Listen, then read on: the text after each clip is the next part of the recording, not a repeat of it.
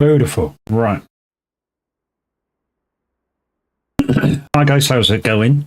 We're going to go for a chill drive today, back to normal rotation. So first of the month, as always, is a bit of American truck, just to tick over the mileage and get us going for the new month.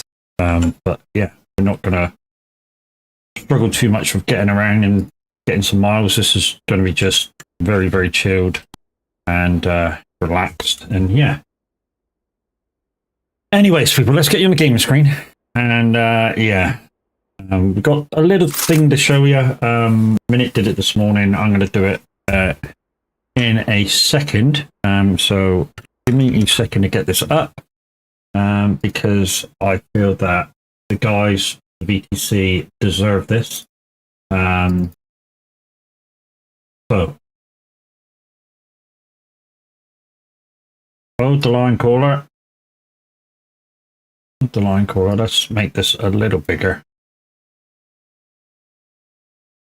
Right, I feel the guys in the VTC deserve a little bit of recognition, and so did Minute, which is why he devised this little, what is it, a 4-minute video? So yeah, let's get at it.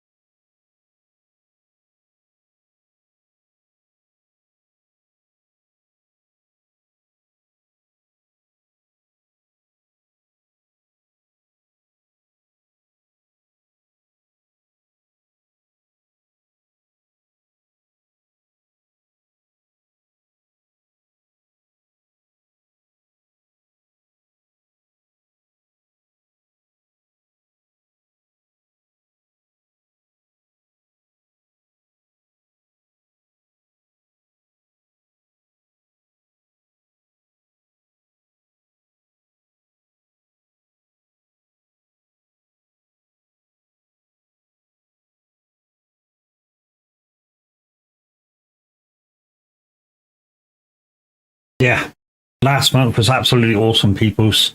3 million miles of real completed on ETS for last month, and like the video said, second in the world, first in the UK, and GG's to Minute for making this. What it doesn't say is that they were very special efforts by Big Jim, Crash Override. 9 drivers managed to get over 100,000 miles. There was a good number, very, very close to 100,000 miles of real. As a rep for the VTC, and you guys sort of asked me, in fact, whether we could do a push month. I brought it to the board. The board said yes, and the rest, as they say, is history. And yeah, the guys are glad that it happened and it was done. So yeah, GG's peoples, from, like Tav said, from the board. Very impressive when you guys want to really come together. It's fucking absolutely stupid how good you guys can be. Anyways, time for a chill. Like I say, normal rotation for me. So first of the month, we're chilling on ATS, as always. I think it's a good way of getting the monthly requirement done very, very simple. I mean, on ATS, you can get your mileage done within 40 minutes, 660 miles. I mean, this 882 miles I'm about to do now, 40 minutes, I'll be done. You know, it's a very quick and easy way of getting these miles done and dusted. Because, you know, the company requirement is for ATS or ETS, so it doesn't matter which one you're on. You just come and do your miles. So anyway, let's show you the truck. We are in the, what are we in today? We're in the Peterbilt. And this is the company skin I always use for ATS. I always use this one. How you doing, Age? How you doing? This is the skin I always use for all my trucks in ATS. I find that all the trucks have this skin. That's the one I mainly use. And also there's a trailer skin with it for the box trailer that actually ties right in with the zigzags, goes right in and does its own thing on the trailer. It's amazing. It's quite good what they did. And I find that every truck has this. I'm not sure whether I paid for it or not. I'm not sure whether it's part of the Stripes DLC. So if anybody doesn't have the Stripes DLC, can you check your trucks for this skin? Because if every truck has this skin without the Stripes DLC, it might be a good one for us to use for the ATS skin. Anyways, let's get some driving done, shall we? 18 speeds.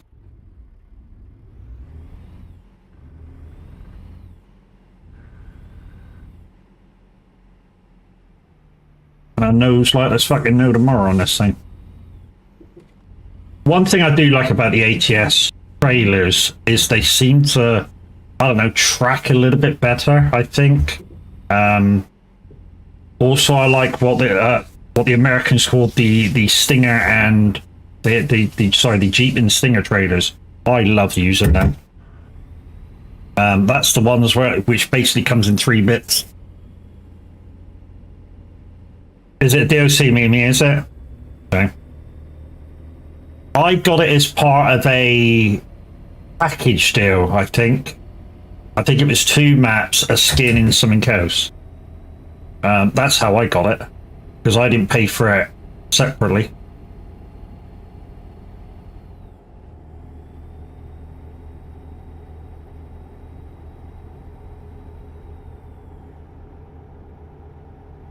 But hey, Mimi, how you doing today? Mimi's over there watching my YouTube for any undesirables. Where am I going? I'm going to Riverton. The HMS something or other.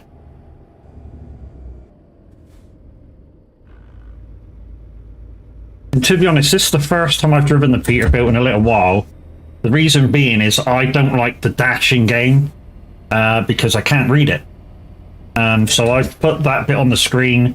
To be honest, I kind of need to visit a F7 and knock it down to just the numbers. Just the GPS in game is good enough for me. Hey Jim, hello, hello. How you doing, brother? Yeah, good effort, mate. 280,000 miles last month. Rest yourself now. It's time to rest and go again in a couple of months' time. So, how am I? Tired. I had a rough night last night. Absolutely had a rough night last night. Woke up at about 4 o'clock this morning. Head was pounding. So yeah, we'll get the stream done and then I might have to take a granddad nap. Thank you, Mimi. Thank you for the disco. But anyways, guys, if anybody's got any Streamloots cards, the ETS ones do work over here. I can do exactly the same thing. The only thing I would say is roundabouts are a little bit harder to find, although there is a few. But like I say, they're harder to find.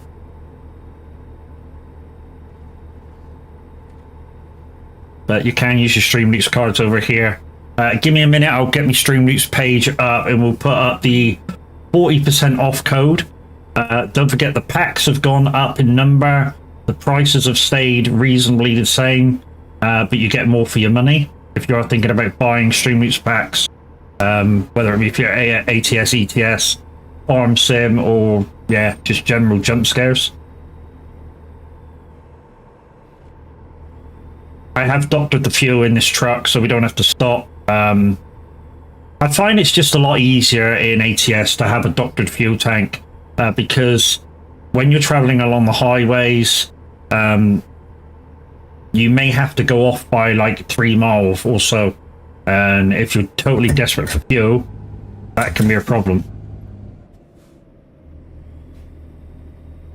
And also, don't these trucks sound fucking lovely?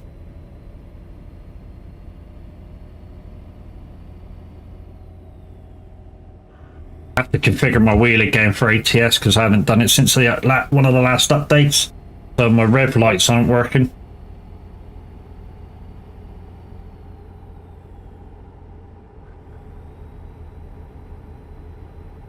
Don't forget, peoples, if you're going from the hard push of ETS over to ATS, the race miles limit is just over 80. I think it's like 80.2 or something.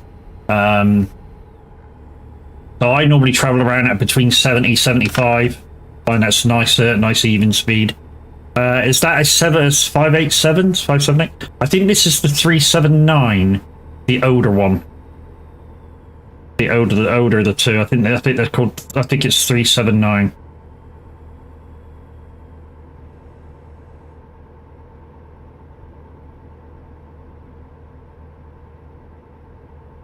I mean, there's 2 trucks in this game which look very much the same, which is this one and I think it's a Fleet Star or Western Line.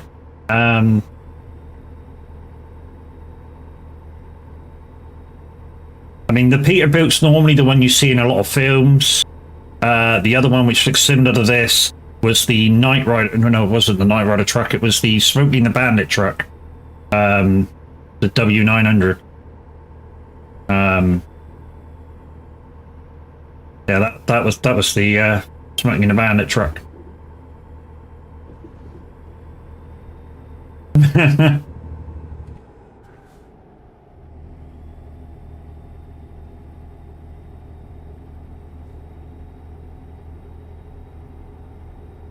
It's an 82 dot something. I always travel about. Yeah, it's something like that. I always travel around. I always stay safe on ATS. You know, I always find that, you know, if you stay between 70 and 75, no matter what weight you got on, you know, the retarder can handle keeping you at a similar speed. So you're never chancing it if you're 70, 75. And you're still 8 to 10 mile an hour above what you normally would be on ETS. So, you know, you're not risking anything. Is it 20 mile an hour faster, is it, Mimi? Yeah, but still, I prefer to keep between 70 and 75.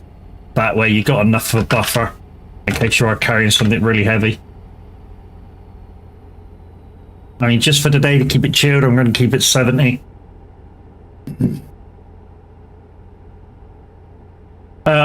I'm always on TMP, Jim. Always on TMP. Even if I do, they go into a single player, it'll be a convoy if I'm live, to give you guys a chance to come and join. So anytime I'm live, then I'm on a, unless it states I'm purposely doing something on single player, it'll be joinable.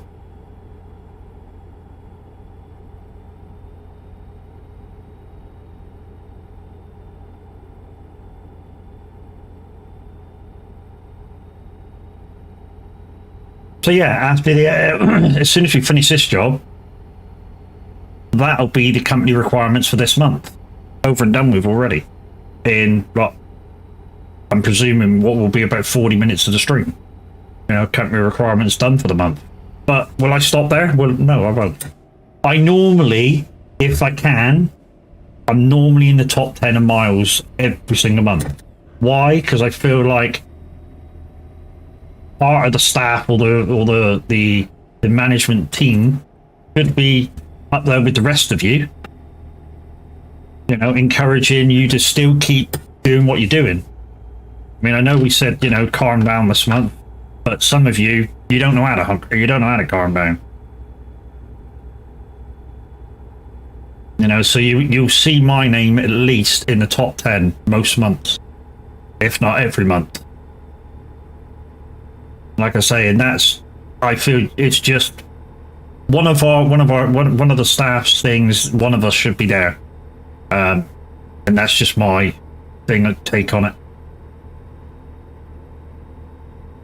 Or near enough to the top 10 that you guys go, he's still on it. He's still making us go further. Go get on it again.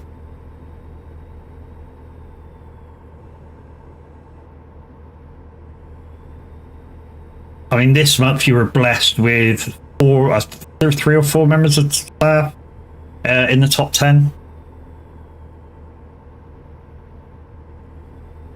Tav, me, Minute. Windy was up there close to it. Zeno was in the top 20.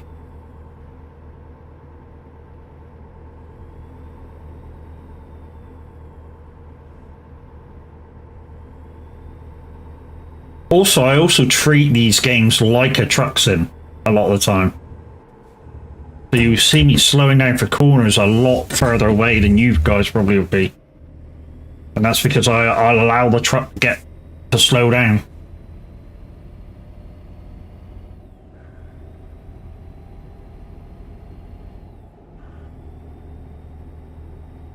You know, sometimes I do treat this thing like an actual truck sim, and that I'm actually driving the truck.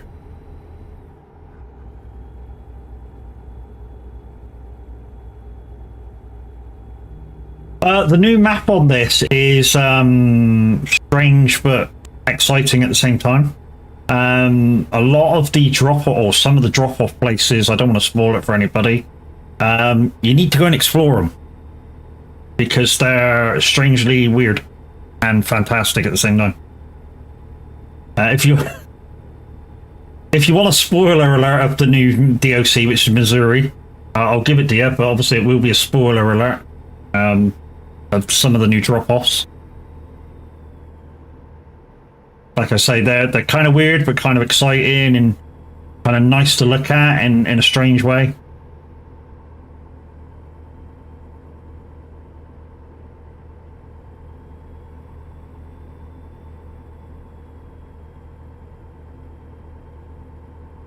Just to keep me awake, I've had about 3 coffees, and then I've got my second cup of Rafe as well.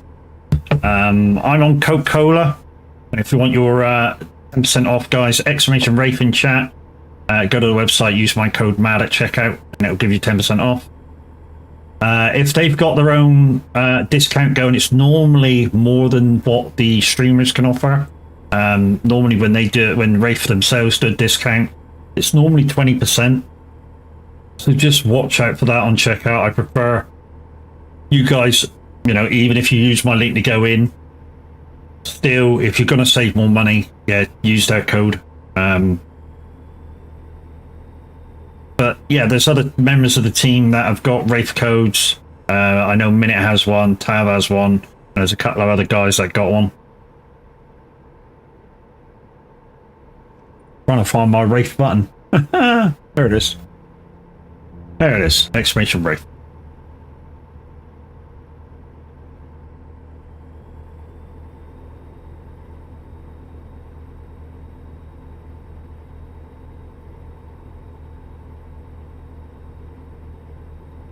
Now I know in single player you can have like a 1,000 horsepower Cummins engine.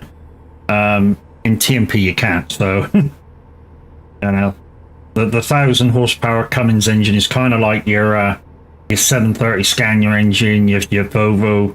I would have said the 780, but they've depowered it a little bit, but it's still kind of powerful. Where you get to a hill and it's like, oh, was there a hill? No, okay, we'll carry on.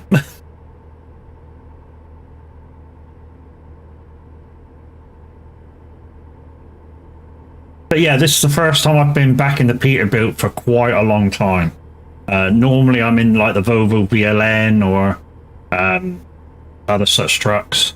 If I'm using Beam VR, basically turns your webcam into kind of a VR headset, I'll go in the new Mack truck. The reason being is the new Mack truck, the mirrors are a lot wider than here. This truck, I'm still using the 80 degree visual that I would normally use in ETS, but with the Mack truck, because the mirrors are wider out, either I stick it to 110 degree. I know that's a lot from 80 degree, 110 degree, or I use Beam VR so I can just turn my head and look at the mirror, look at both mirrors.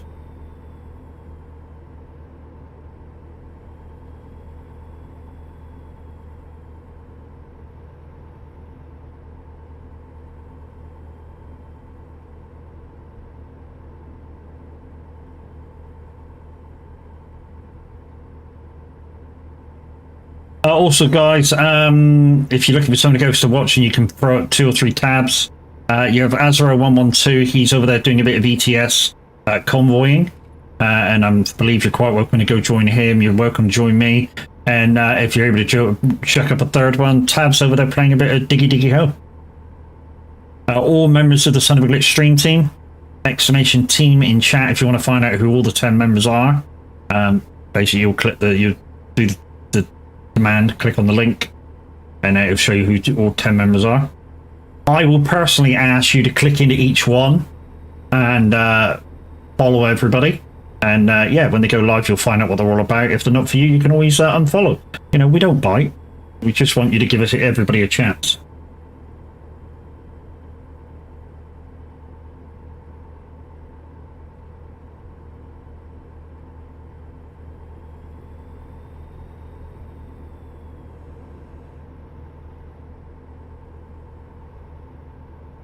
So yeah, if I can find an F7 close to the road, we show the on-screen graphics there. We should get rid of them and just make it the digital readout, not the map. The map takes up a bit too much of the screen.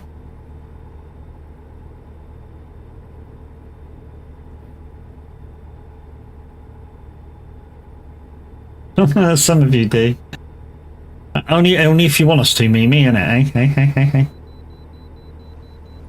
I'll even take out... No, I won't. I'll even take out my teeth to do it.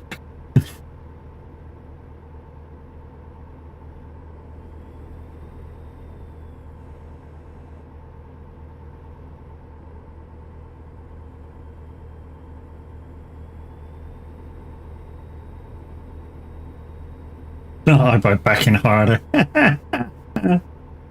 Oh, baby.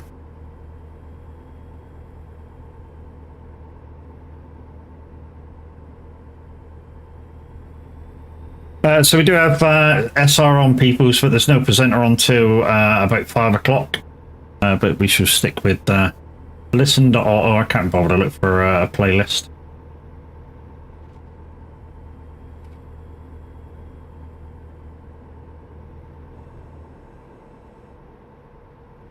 But cargo today we have clamshell buckets.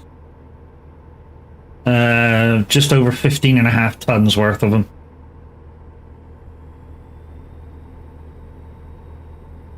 So just because it's a chilled stream, guys, I'm not. I've not dragged a trailer with me. What I will do is search for interesting cargoes close by. When I say close by, if I drop off somewhere, it'll be at that place, so that we're turning around jobs quite quickly. And that's also the reason for the 70 mile an hour too. So if anybody has high ping, low ping, whatever, there's enough of a differential there to keep up. Oi, oi! The Jim's in. Crash is around somewhere, I know. He's on ATS today. And Yorkshire. Yorkshire's on as well. A couple of members of the community that are streamers.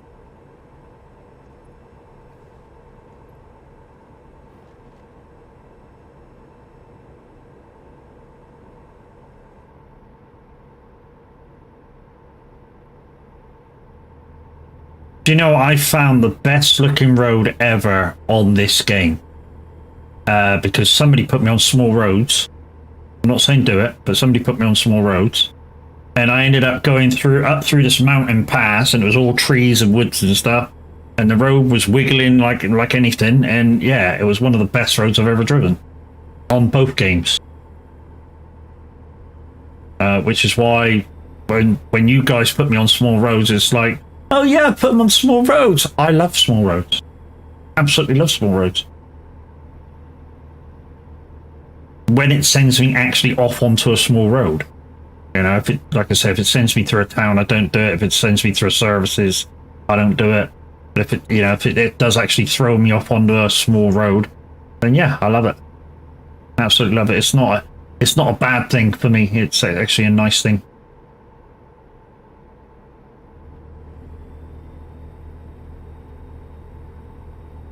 Guys, I haven't turned it off. Please don't do the spin the wheel. That's not active.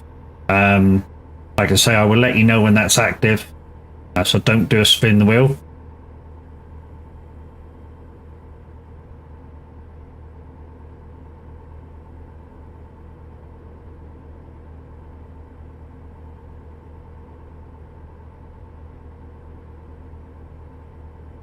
The masts are laugh though. There's two different ones. One's 15,000 and the other one's 20,000.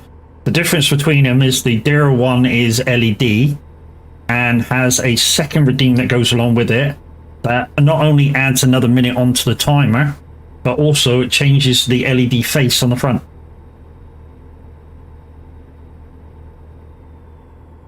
So it's 20,000 to start that one, and I think it's like 2,000 to change the faces and add another minute.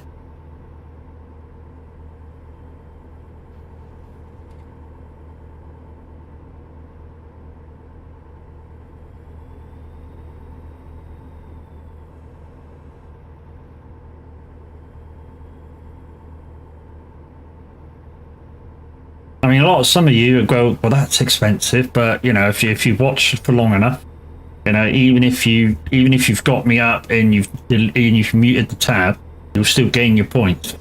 You know, in no time at all, you will have a lot of points.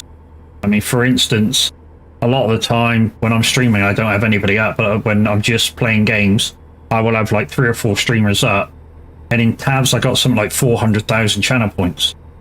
You know. Yeah, I think in Loopies I've got like 18,000 channel points, so you build up a lot very, very fast.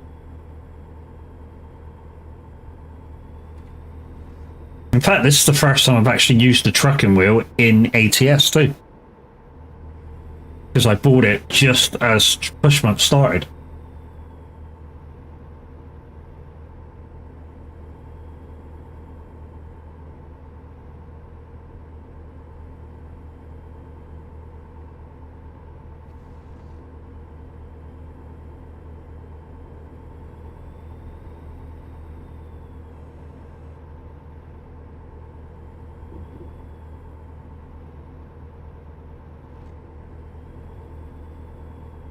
Don't forget, guys, if you're getting slightly bored, there is mini games that you can play. Exclamation slots plus anything over 50 Lumiere points to 50,000. The bet can be exclamation points to find out how many points you have. Or there is so the slots. There's roulette, which is basically like real life roulette, the betting system. But as well as the normal zero, there is a special double zero involved in it. I know it's crazy, but it's there. Also, there's exclamation duel, so you can duel another player for their points. And there's exclamation gamble. But gamble is basically you have to put a points value in, and it won't allow you to put every point you have. So you can't do exclamation gamble and a percentage. You have to actually put a points value.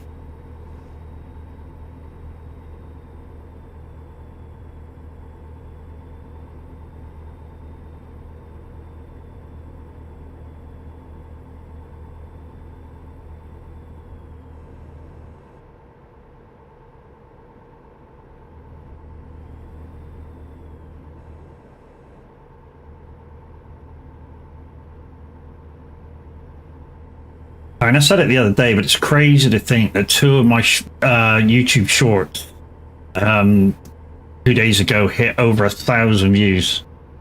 That's just crazy.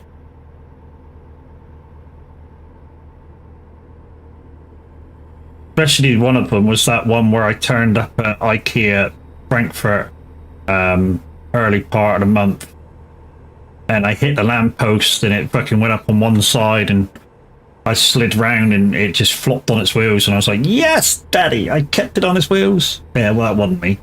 I got fucking lucky. But you guys liked it, and like I say, YouTube views over 1,000 on it. And also the me singing the apathy song to the freaking cat Redeem, that got over 1,000 views as well. And that's just bonkers. That you guys like that.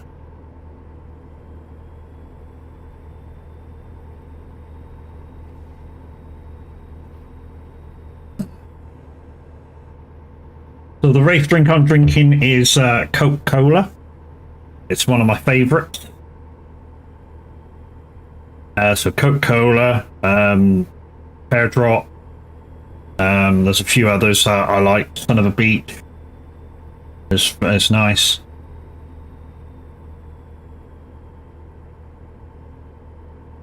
There's so many I like. I kept when I first got with Wraith, I think obviously they allow you to have a load of pouches and you pay for postage because you're a streamer. And then yeah, I bought another pack of pouches just to try the rest of the flavors they had, and I kept all the pouches of the flavors that I like, so I knew which ones I liked and didn't like.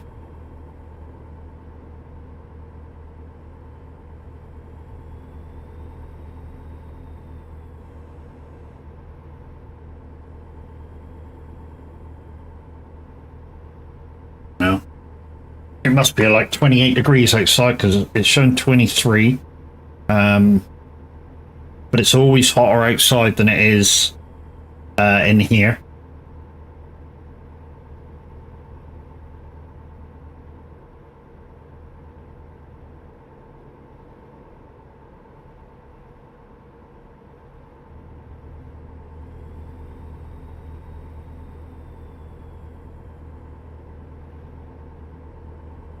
So time on the boards, guys, because I don't use Truckee when I'm streaming.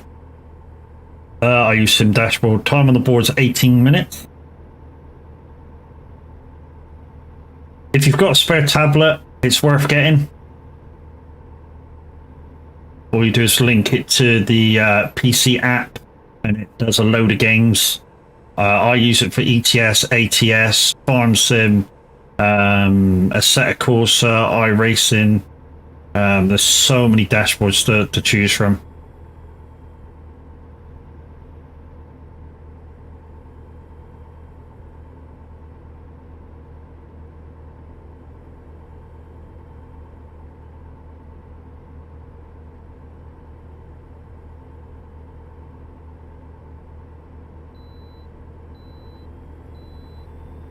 Wasn't going to stop anyway because it's only $700 fine for not stopping for a weighbridge. think I can afford that.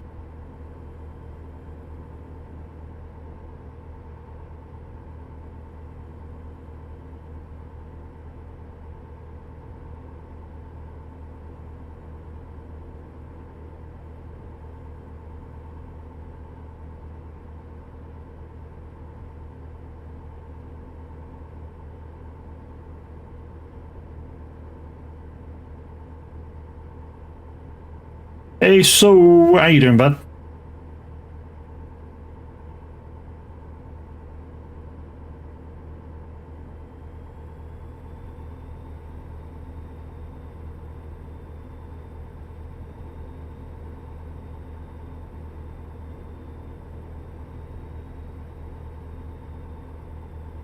Right.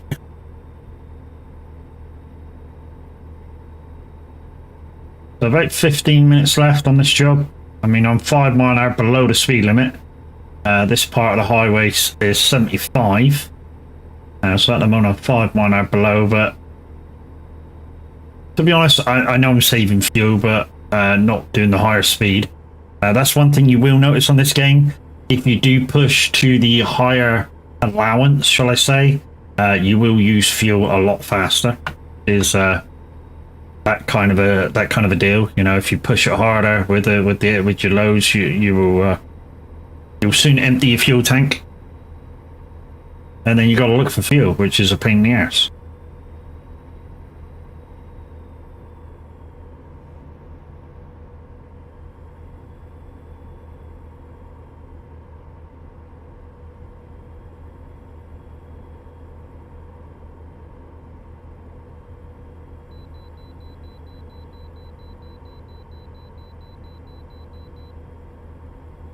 No, I'm not stopping. Like I said, it's only $700 fine if you don't stop.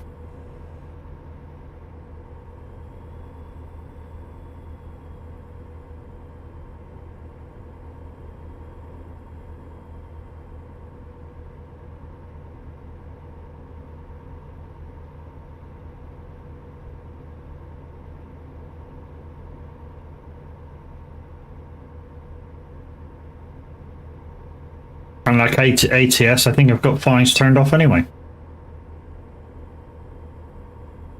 That don't really matter. I did come on during the push month because obviously Missouri dropped while we were in the push month, and I came on for one stream and completed Missouri for the SCS drive round. And it was the same as the last one. It just was exploring the towns and cities that were available. I think there was 13. And yeah, I did kind of half cheat doing it and completed them in just over 3 hours.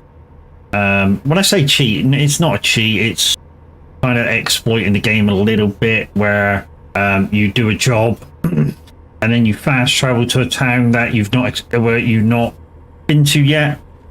So you start from a clean city, you go to another clean city, and there's 2 drops in one go. And I just kept doing that as much as I could, and then I had like 3 drops which were individual, which one of them I actually had to I dropped next door, the city next door, and drove into that city to take a delivery out of it, and then I got that one as well for the last drop.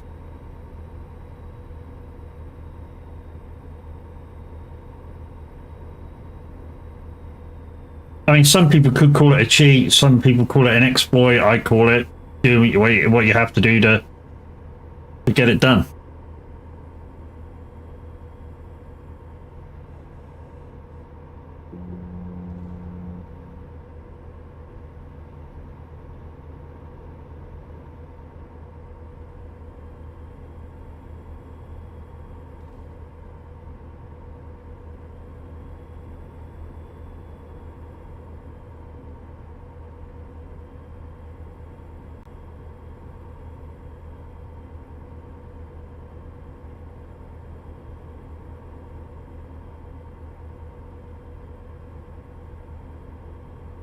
Also, guys, there's no set route. I'm just gonna see what interesting cargo there is the other end, pick it, and we're off again.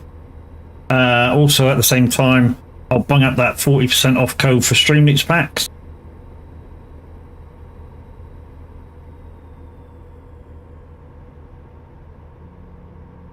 And as always, guys, if we get over 35 viewers between YouTube and Twitch, we'll do a giveaway for Streamloots packs, assuming that one of you at least purchases one pack to open up the giveaways.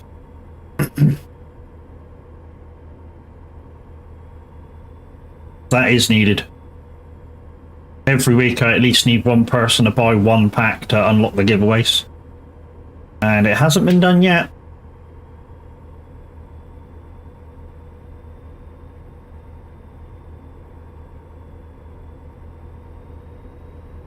So for you guys on Twitch, there's the link to my Streamloots page. And like I say, if one of you buys at least one pack, it unlocks the giveaways for a week. Resets every Tuesday.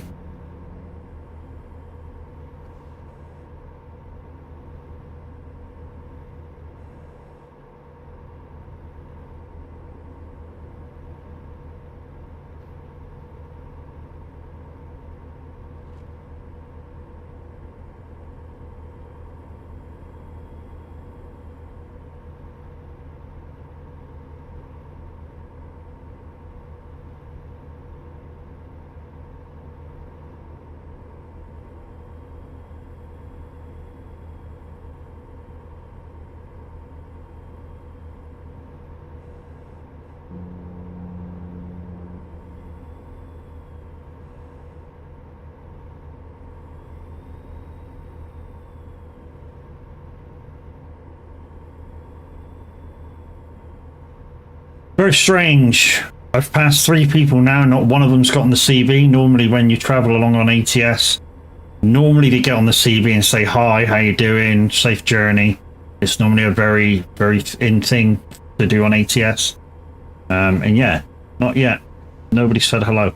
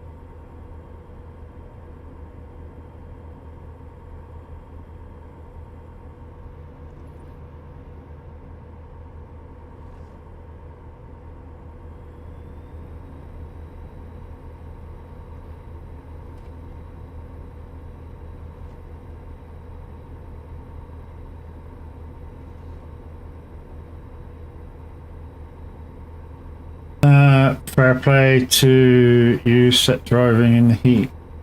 I went on for half an hour and quit. Yeah, I've got some fans on, and it's not too bad in here at the moment. It's about 28 degrees outside. It says 23, but that's probably the heat in here. It's hotter out there, obviously. It's probably about 28 out the door. But it's about 23 in here.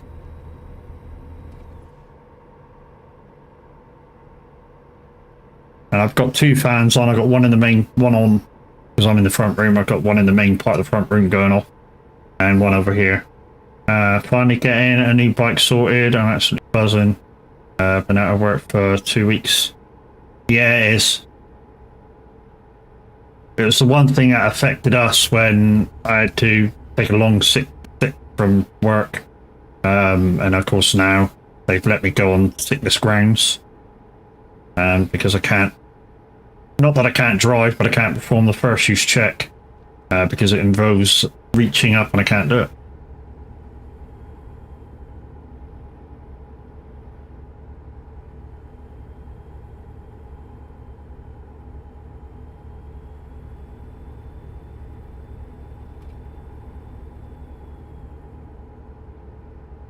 Going with another Honda. But the Forza this time, not the PCX. Alright. As long as you're happy with it, bud, that's all that really matters.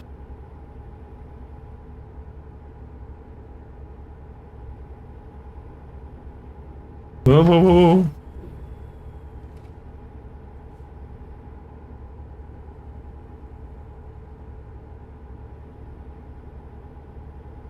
I was watching the map, not the road then.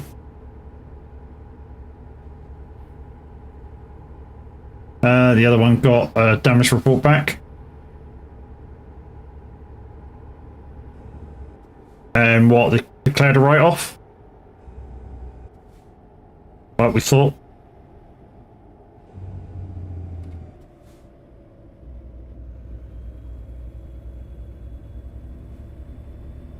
It's been determined that the vehicle is not economically feasible to repair. Yeah, so declared a write-off due to the sustainable damage sustained by both engine and bodywork. Yeah, which is kind of what we thought when it was going to happen.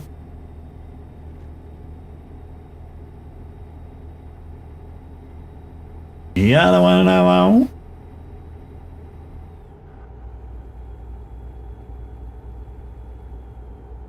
Such a waste though, it was only €1. Yeah, but if it's unsafe to ride, mate, after the accident, it's unsafe to ride, you know. They're only thinking about kind of you and anybody else around you at the time in case, you know, something happens to break that wouldn't normally.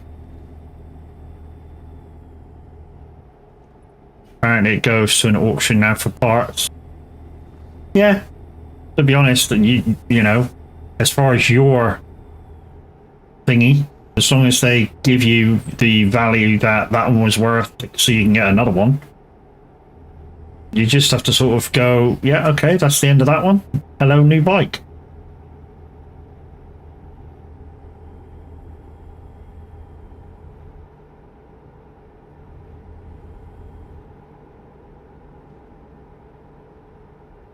Yeah, yeah, understandable, dude, understandable.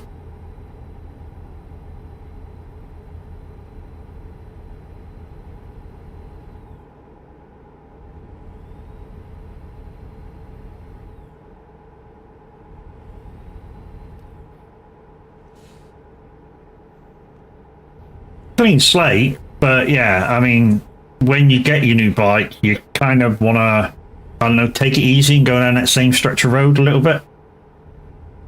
Up and down, up and down, up and down a few times to get used to it again. Because that'll be the daunting part, even on a different bike. Going down that same stretch of road. If the, you know, if there's kind of a similar thing happens, but it's you know, don't result in the same incident, obviously. You haven't been that way since. You take another route now. You need to go down that road, dude. It's the only way to get over it. Even if you do it 10 mile an hour slower, dude, you've got to go down that same road sooner rather than later. You know, get used to going down there. Again, get it out of your head. Otherwise, it'll play on you.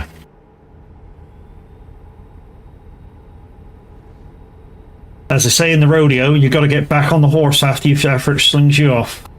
The only way. Otherwise, you'll never get back on. And it's the same with that road. If you don't go down that road sooner rather than later, you know, you probably will take that same detour all the time, so you don't have to.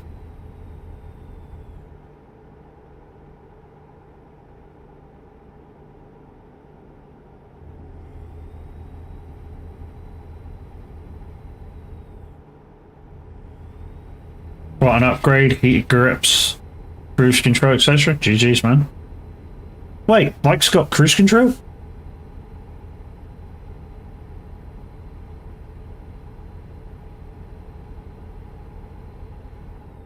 That must be a weird sensation, a bike with cruise control.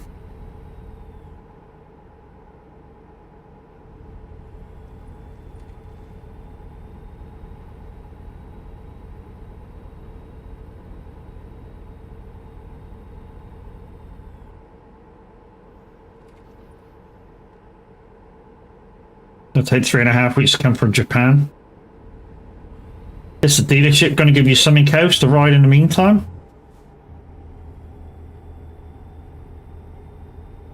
or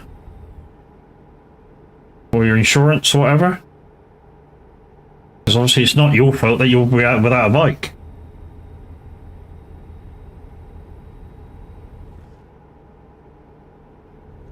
Haven't done shit.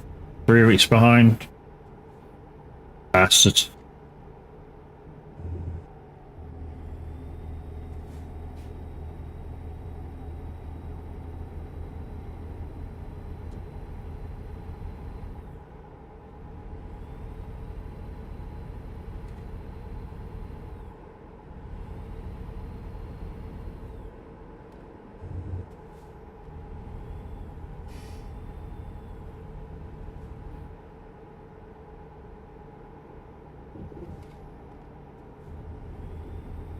Okay, drop-off's in a minute's time, so we're getting closer to 22 miles.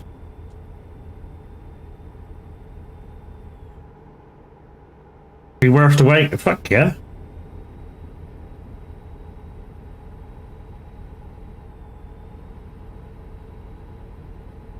But it's still shit that your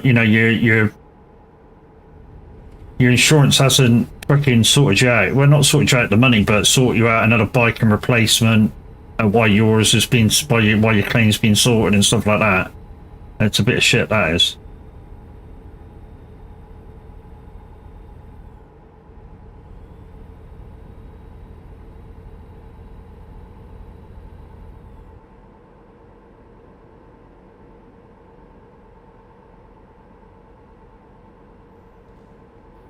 Yeah, having a barbecue tomorrow, and of course the PN lights are getting dragged out. Oh yeah.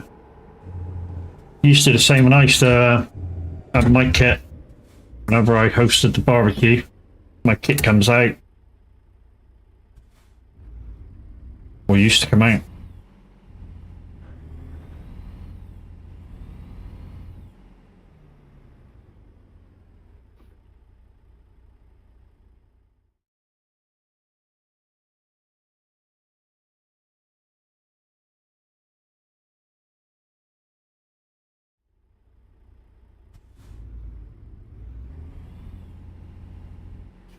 That looks interesting.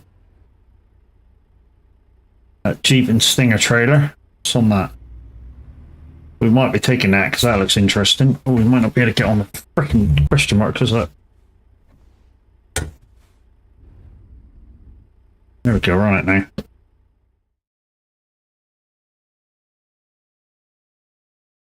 How far is that going? 700 mile. I want to take this one. This tamping machine. Almost wanted to call it a tampon machine.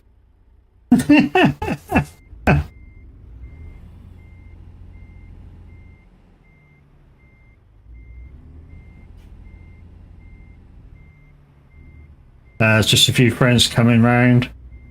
But it takes my mind off all the other crap. Yeah. Dude, you know you need it.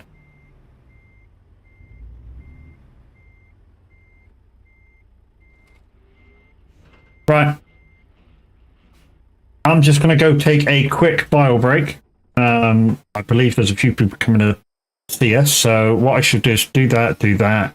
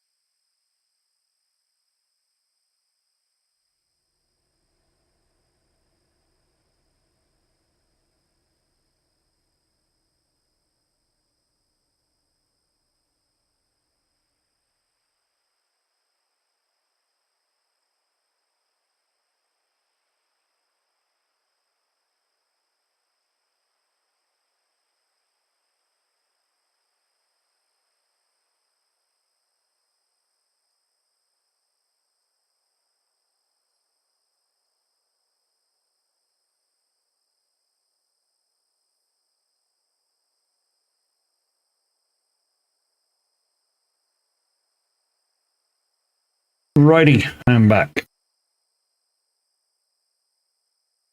Let me put my ears on. My ears are on, that's on, that's on. Let me just... I did promise you a code for Stream Loops packs. And... what? I ain't that up. Okay. Ow.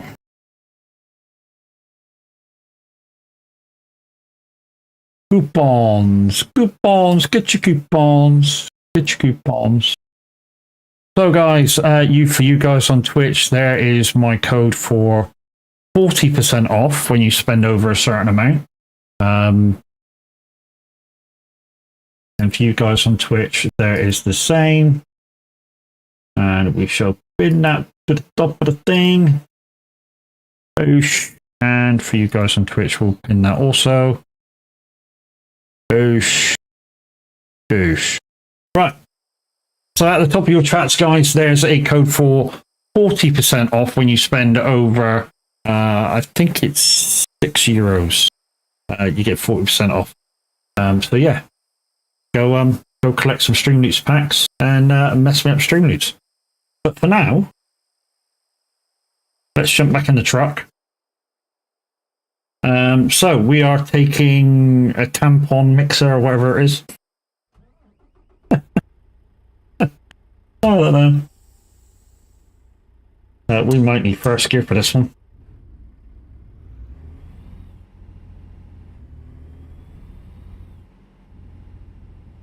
We should be able to go through that, I would have thought.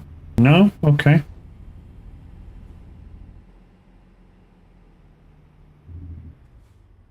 There's definitely a Jeep unit on this one, which is the front part. Not sure about the Stinger, I haven't seen it yet. Go have a look in a minute once it gets lighter.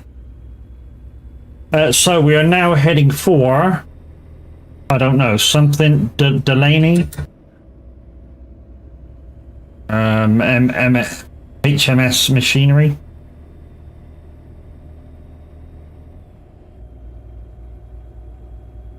Estimated job is 700 miles, 36 minutes.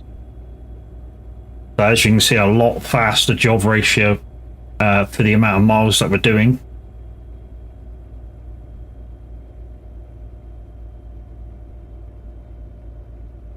This isn't got the brightest of headlights as well, this Peterbilt. If you want something with brighter headlights, I would say get the Volvo VLN or VNL, the older model, because it has the ability to have a spotlight bar.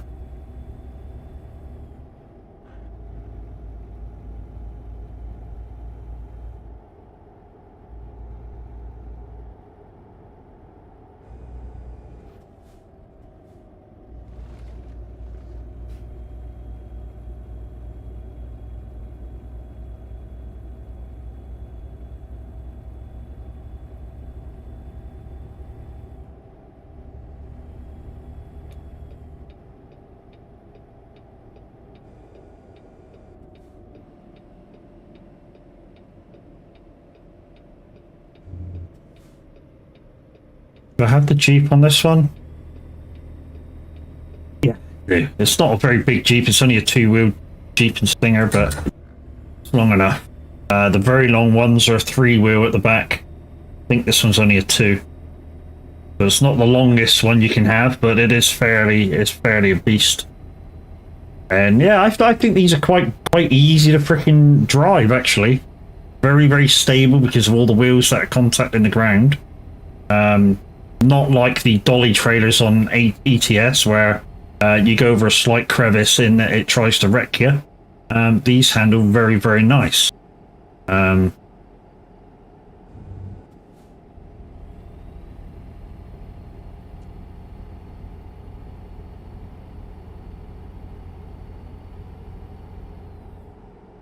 One thing I am yet to find is some good ALM mods for American Truck. It's a thing of, you know, knowing what truck I want to drive. That's the first part.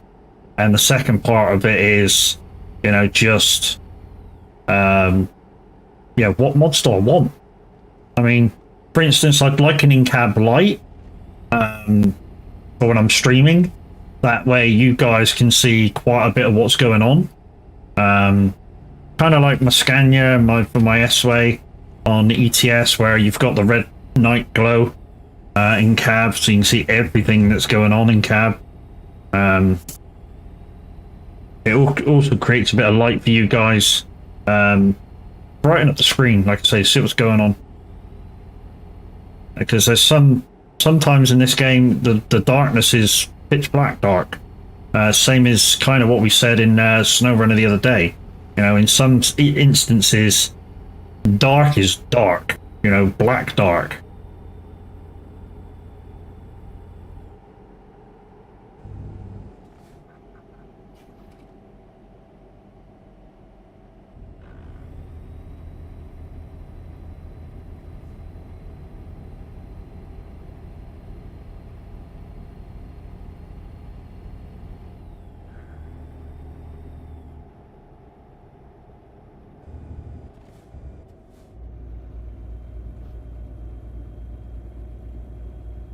I almost want to restart ATS and get my lights working from the steering wheel for the rev counter. At the moment, they're just flashing purple at me. Means they're not configured to work.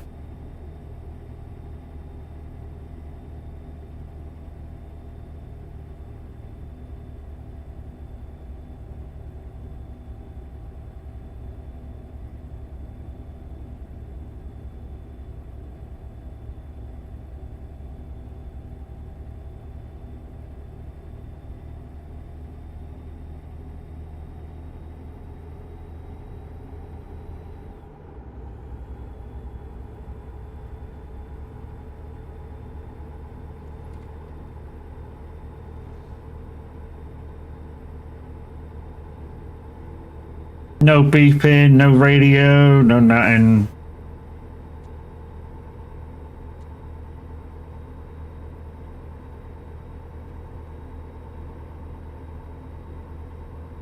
So this game used to be so good for interaction with other drivers.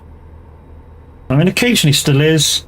I mean, you get some of the full US hardcore guys that are on, and they won't flash, they don't beep, they just get straight on the radio, kind of have a conversation with you, and that's the great thing about being on this game, is that you know, no matter who they're passing, they get on the radio and say, "Hi, how you doing? Where are you off to?" This and that and the other, you know, and then just as you're about to go out of radio range, they go, "Right, safe journey, dude," and away you go.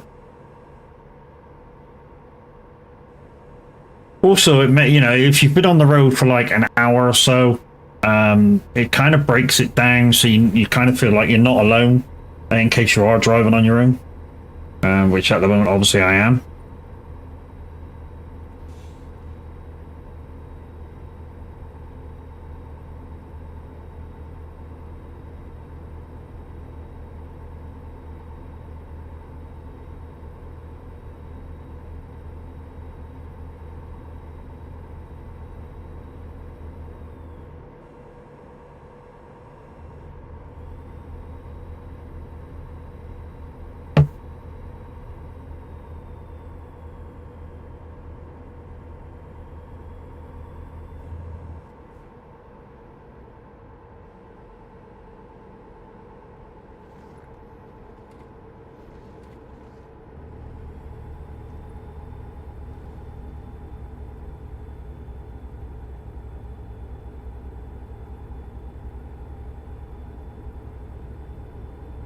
Also, guys, still, if we can find an F7, we'll get rid of this on-screen display as well. We'll not get rid of it, but put it down to just the numbers, not the map.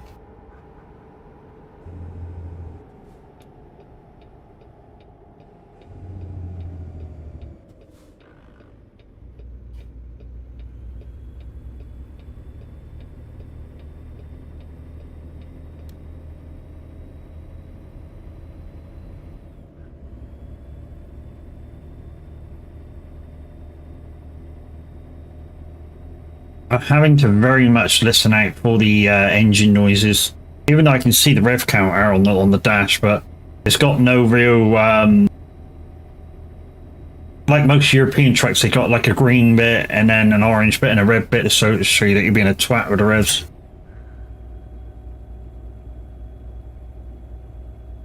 Because I'm skipping gears as well, I like to go just to the top of the green.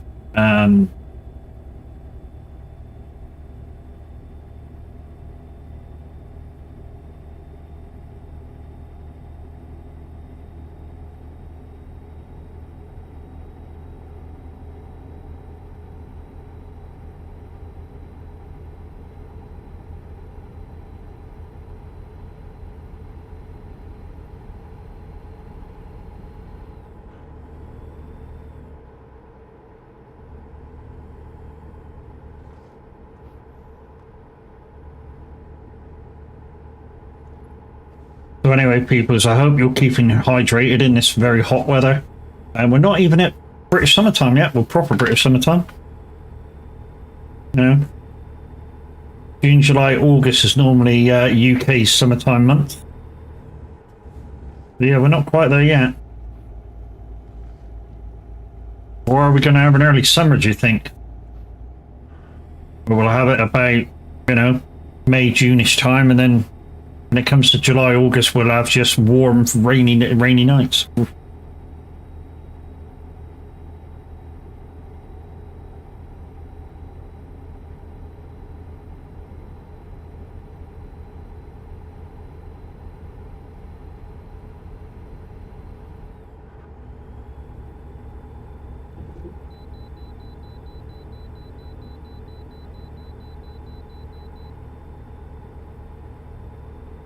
You know what cracks me up with some of these safety inspection areas is it says, oh, stop for the safety inspection area, and before I have chance to see where it is on the map, the word's still on there, so I can't see where it is.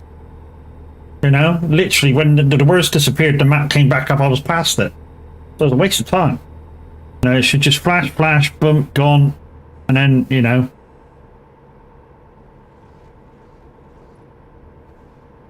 And to be honest, it shouldn't really come up at all when you've not got fines on.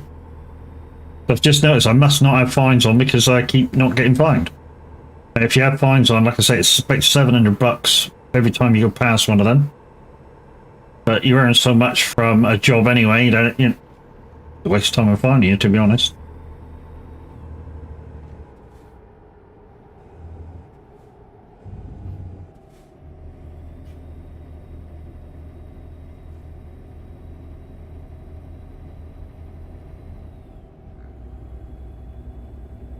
Did a few odd jobs this morning on that Michigan map I've just started. Just some contracted jobs, get a bit of money back from what I've spent out. But yeah, there's a lot of potential on what I can do with that map. We might get a plank making store in one of the things beside us, and then start maybe doing some tree knocking down and pulling in the warehouse. Because there is 3 buildable items near close by. One of them being a playground, the other one being an old grain mill, and the third one being like a theme park ride, like a roller coaster. For me, the roller coaster seems the most fitting, but from what I've seen of people do these building things, you take like the first tier of what needs doing, and then you have to wait a bit for that bit to be built, and then you sort of take the next tier of stuff down.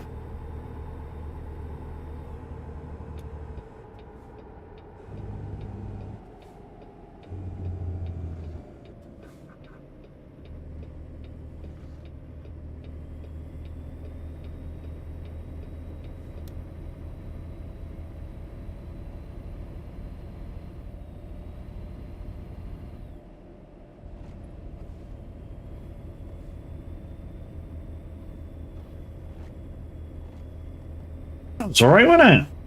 Cracks that corner rather well.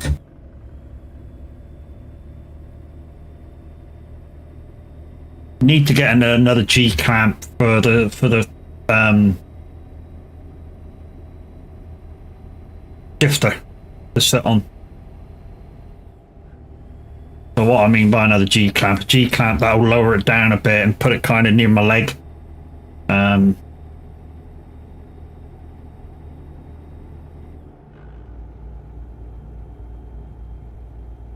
also will lower the stick down a bit too.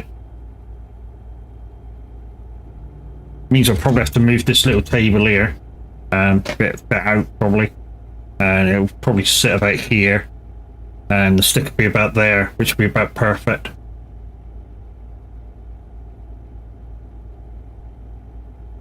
Also, if I can get a wide base and another farm stick, yeah, when it comes to doing the crane stuff for farm sim and whatever else, can actually do it like a proper crane operator digger.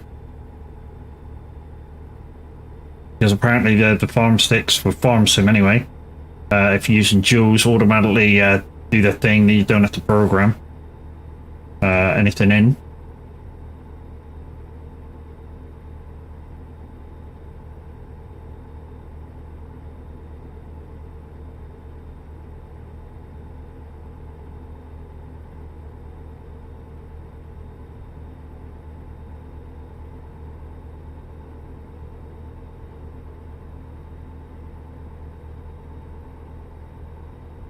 So anyways, guys, this will be coming back now that we're gone past the push month. Yeah, I might do this every other week. Normally I'd only do it once a week just to kick off the miles, but I think I might do this every other week. So look for this in 2 weeks' time. A bit more of American truck. We'll still be doing ETS every now and again. Smaller jobs though, 400-500 mile jobs. So every sort of 20 minutes, if you've not already joined Convoy, you'll be able to, because we'll be at the next destination, sort of a thing. Sometimes we'll have trailers, sometimes we won't have trailers. It'll just be, you know, I like to mix it up.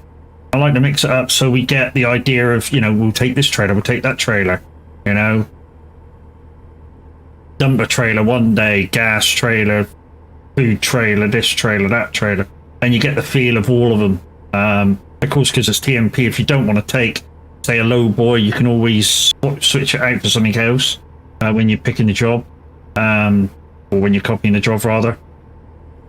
But I think it's good to experience as many things as you can in game when you can. And it can only be a good thing.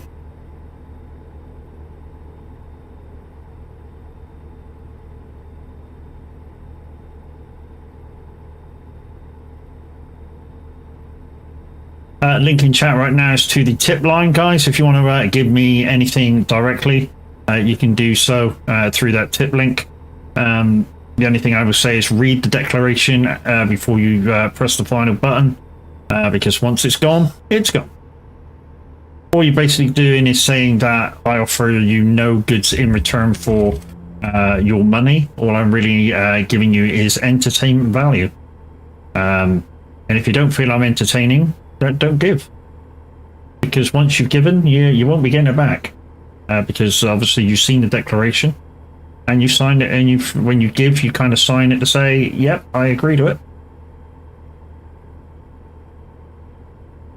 And that's why it's there. It's just to protect me, so that in a few days after it's given, because it has been done to other people, that people have gone, no, I want my money back, I didn't get anything for what you wanted. Unfortunately, you did.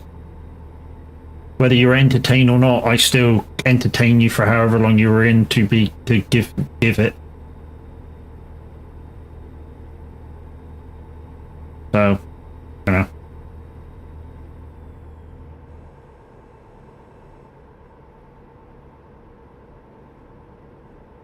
When it is light, guys, and you can see the terrain around ATS, some people say it's boring, some people say it's good, some people say it's bad. I tend to think it's good. I've seen enough of the British countryside to last me a lifetime. I've seen enough of the European countryside to do the same.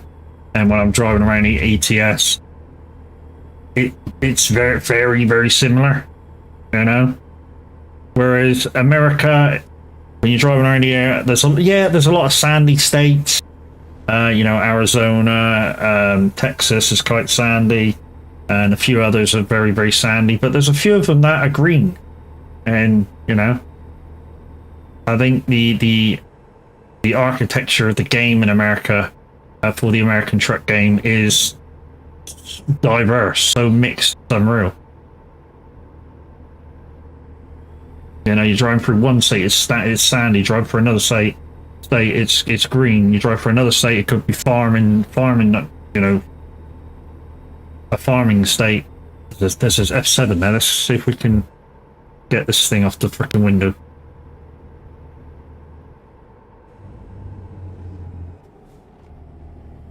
I'm hoping it's big enough to turn this trailer around in. It's amazing how many F7s there is that are part of gas stations. You'll find that quite a lot with ATS.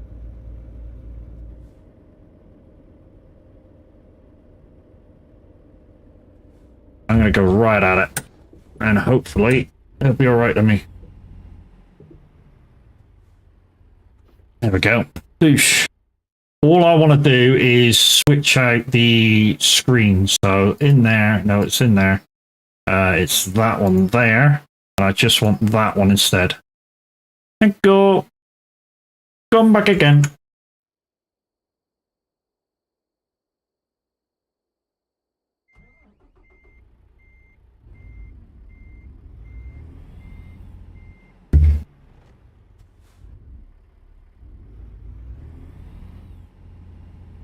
Alright.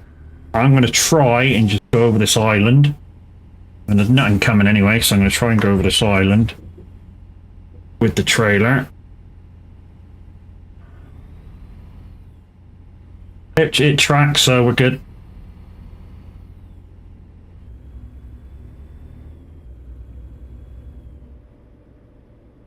And we're back on the motorway. Now you can see a bit more. I've just got the numbers up. That we don't need.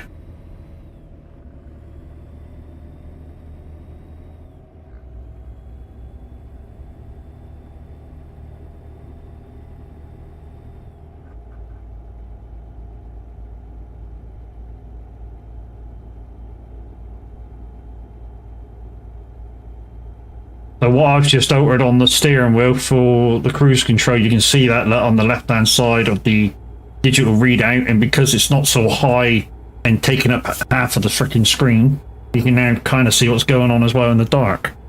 The only time that display ever becomes a pain is if you really need it and it's quite bright outside. Sometimes it's a bit too dull then. You know, at night it's a bit too bright, and at daytime it's a bit too dull. Yeah. It's another thing that we wish we could sort of alter in a way, so that, you know, it's kind of this bright or even brighter during the day, and then at night you could turn it down a bit so it's not as predominant. But it's just one of the things. Same with when you change gears, you don't get engine braking with your gear differential, which is a real life thing, but in game it's not such a thing.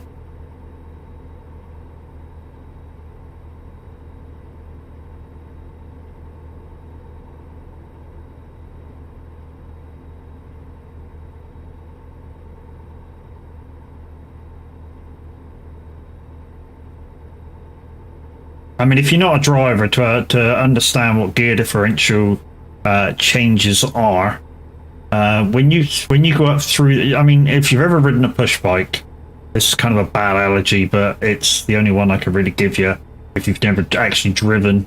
When you're on a push bike, if you're strong enough, your legs are strong enough to take you up to that top gear on all your cogs, you imagine then throwing the front cog down to the bottom, so go from like 18th or 21st, whatever your top gear is, down to the bottom cog, so you're in like 7th or 5th or something.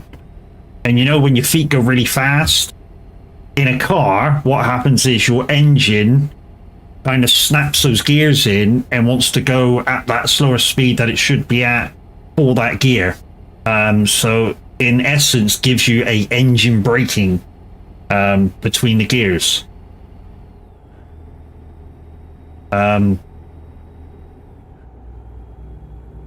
So yeah, when you go into that lower gear, it wants the engine speed match that gear. So in essence, say if you're in 6th gear in your car and you suddenly knock it down to 4th, basically what should happen in your seat is you should get an kind of a deal before you get on back on the throttle again. And this, yeah, that doesn't happen in game.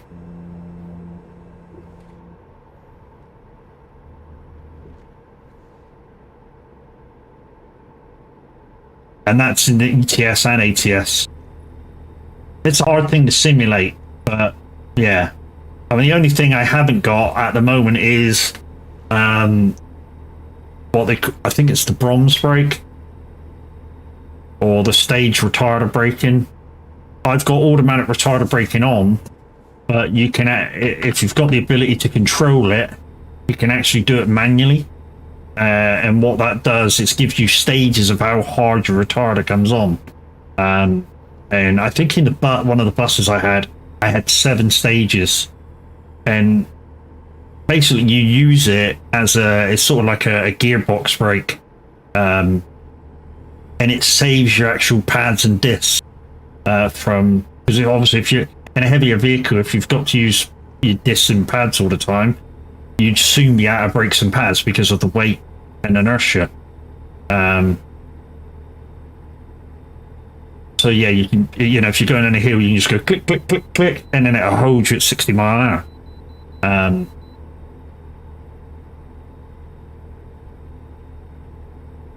I know I've got it as a cruise control thing, but I could have it as part of normal operation as well. But for long distances, I don't tend to be on the throttle at all. Once I get on the road, very much cruise control on and chill, exactly like I would be in real life. Never actually driven a truck, a heavy truck in real life. 7.5 ton is my limit. Being the age that I am, I do have a granddad license, what they call a granddad license, because back in I believe it was before 2002 when they changed the law. In the UK, you could drive up to a 7.5 tonner without taking a test for it. So all you had to do is pass your car license. And then after, I think it was about 2002, 2004, they changed it so you had to take another test to drive a 7.5 tonner, which is basically the smallest kind of lorry you can get. And everything below that is classified as a van, even if it looks like a truck. But like the lizard truck in Farm Sim, on the road it's less than 7.5 ton. So in essence, would be classed as a big van.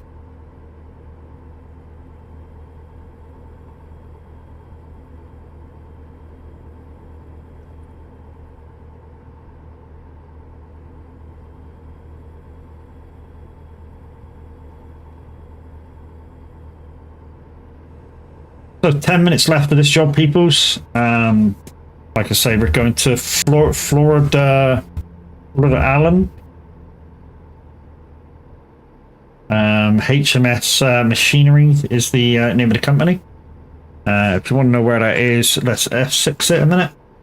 There we go. So that's where we're going. We've got a tamping machine. So Kodori, the Allen, the Alien, whatever, that one.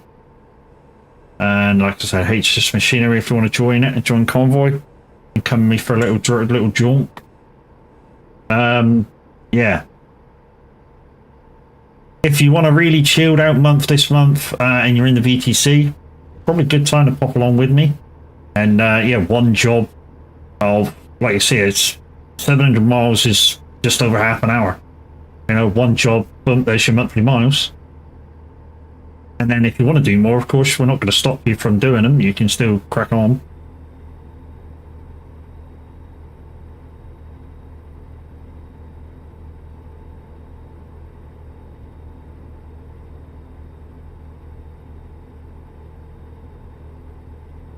as this is a chilled convoy, guys, you can wear whatever colors you like. I, of course, being a VTC rep, will wear the colors nearly the whole time, because obviously, any time I'm on and around other drivers, I want everybody to see, look, I'm Viking Transport, you know. And with our achievements last month, hey, we're Viking Transport. We were second in the world, first in the UK.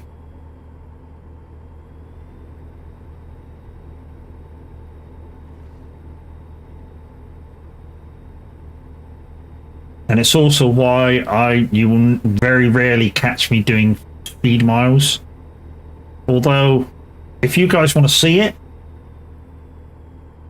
we of course will comply, but I will not do it in a truck that has the VTC skins on. I won't do it with the VTC tag on either.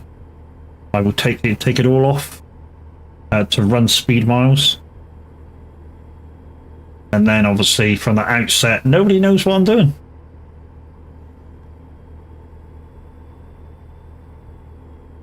I mean, we used to occasionally do it, like once a month. We used to do like a speed run all day. I don't, when I'm doing speed runs, I don't do short ones. It's like 700 miles plus. Because you're traveling like 80, 90 mile an hour most of it. So, you know, to do 300 mile, doing 800, doing 80, you know, 80 to 100 mile an hour, or the back in the day we used to be able to do over 100 mile an hour on TMP. You know, you were there in 20 minutes, less than that sometimes. So it's like, oh, I'm done. So yeah, at least a long job, you can sort of get the feel of it at top speed.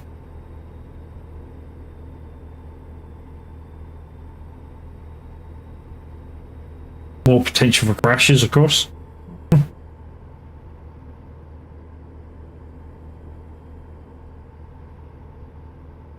Missoula, Missoula, Missoula.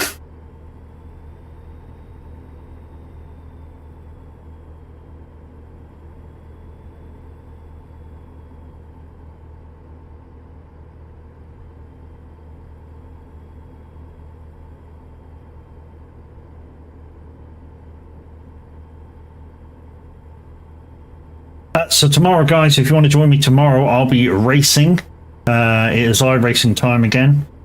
We shall see how long the races are between. If they end up being like they were last time, this time we will change for a Assetto Corsa.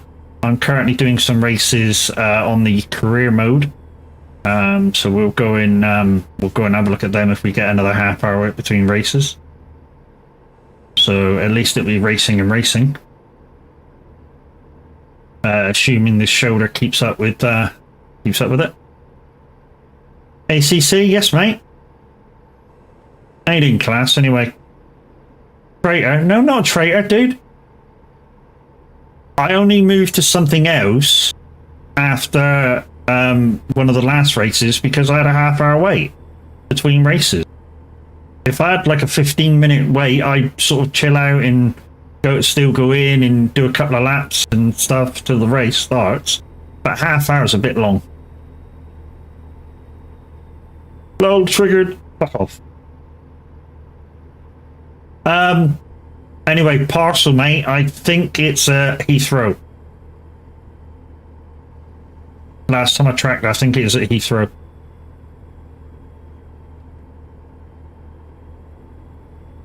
So hopefully they'll stick it on a plane today and it'll be over to you. Past customs, there you go. So basically they've opened it and gone, it's a box. That's basically what it looks like.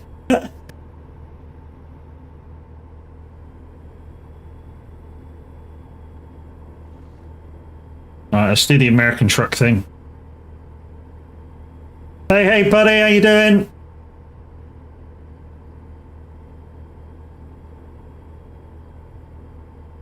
Good, dude. You have a safe journey.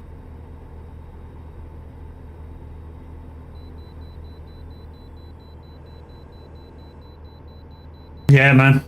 You're at its best. I mean, one of the good things is once you get it, Clash, you'll be able to set your dual PC system up, and you'll be able to have a groovy time of it after that. With you'd be able to turn your game up more because it's not trying to stream at the same time. So for you, it will look a lot better. And all your PC has to do is run the game, and then your streaming PC, all it has to do is output stream. If I did that, which I do, I have planned on doing that, it's a bit more difficult because I need to. I don't know how it works. I think I need to put my bot on both things to get the HFX working.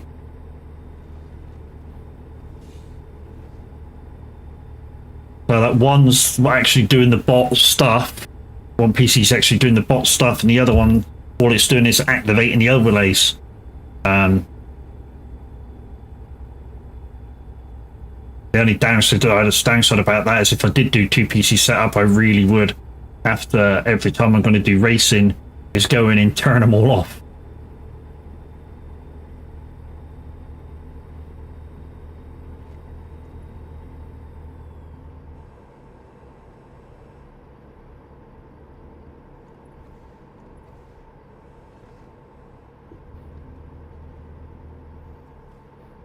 And yes, we really are doing 70 mile an hour now. You can do up to 82, I think we were saying.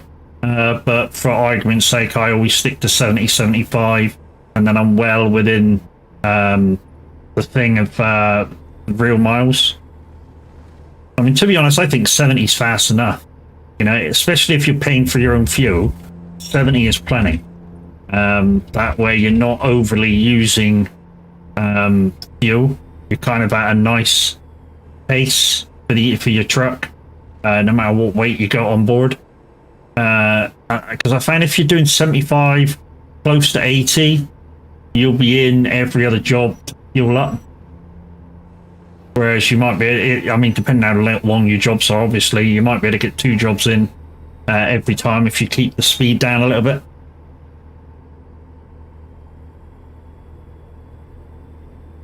And we are in a Peterbilt. I think it's 379, the numbers of this one.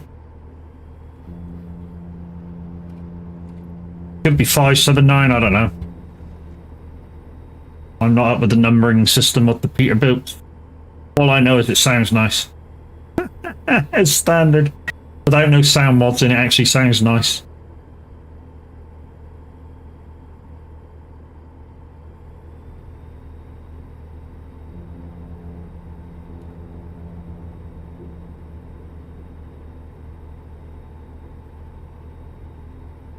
I'm also driving this in full manual, 18 speed. And the reasoning for 18 speed is just in case I do get something a little heavy. Like what's on the back of me right now, 27.2 tons. I know it's not so heavy, but it's heavy enough to warrant the length of trailer that I'm currently dragging. So it's a Jeep and Stinger trailer, the smaller one, because there is a larger one with more wheels on to spread the weight. And these pull a lot better than the dolly trailer on ETS. When I say a lot better, with the speed I was going down that hill just a minute ago, on ETS I would be on my side. That's how crap that trailer is. With this trailer, it just drags along nicely behind the truck. You can keep your speed up. The only way you have to watch it is in some corners. If it's tight, you'll end up using both sides of the road. But it does track around kind of nice. Alright, I am 1 minute away.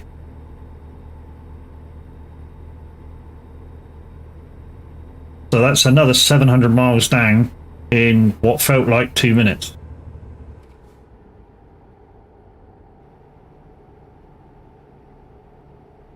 If I drop it down again now without braking, there's no engine brake there at all, like there is in a car. I have to actually brake and then it comes down fast. It does come down faster once you've hit your brake, but I feel you shouldn't need to hit your brake if you've just come down gears.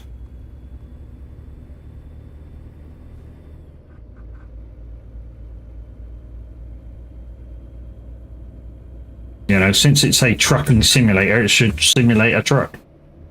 I mean, and on the most part, it does. So, you know, you can't really complain.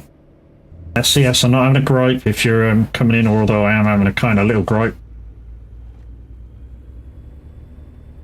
I mean, maybe it's just one of those things that's too complicated to put into the game, but, you know, I do feel that it's missing that little touch of, you know, when you are using manual gears for it to do that.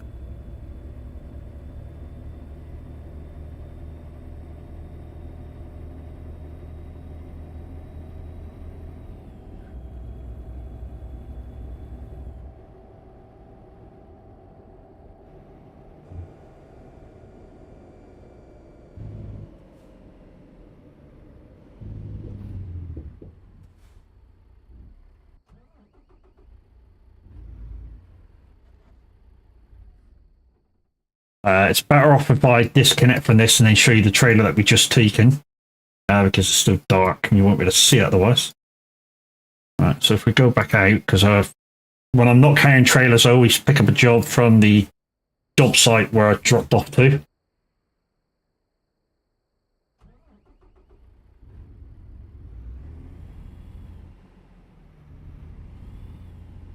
So if we do a very tight turn here, that wasn't me. We were around here.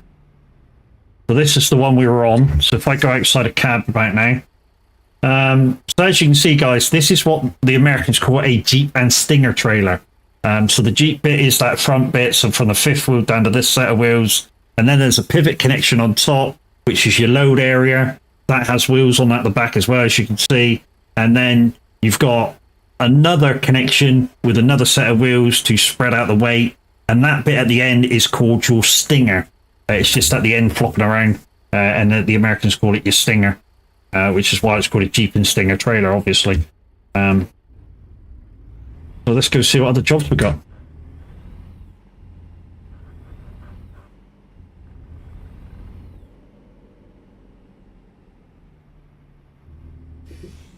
So at this rate, we'll probably have enough time to do 2 more jobs, I would imagine. What have we got? So we've got another Jeep Stinger, but a smaller one, and kind of the same one there, and then... But they're all fairly... They're all the smallest Jeep and Stinger trailers, actually. How many miles? So we got 1,000, 500, and 300, respectively. Let's do the 1,000. That's about an hour. So this might take the whole time left, but 1,100, it should be about an hour.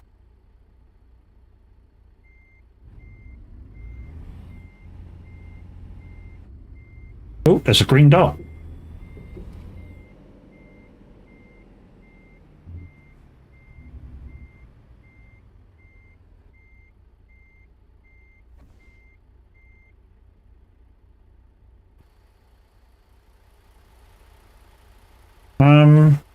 Oh, you're in there, okay.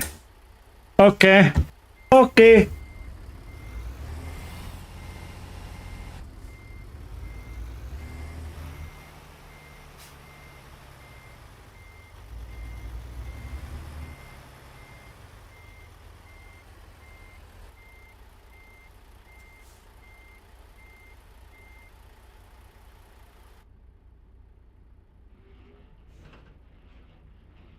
So what we're carrying? A mobile crusher, 40 tons.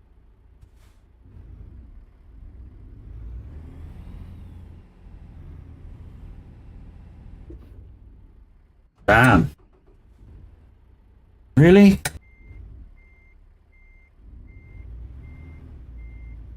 But I should be able to get out of there.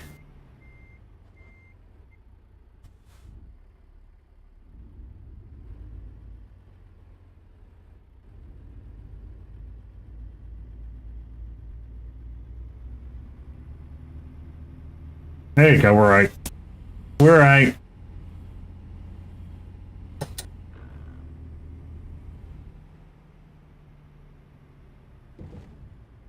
Oh, it's Adrian!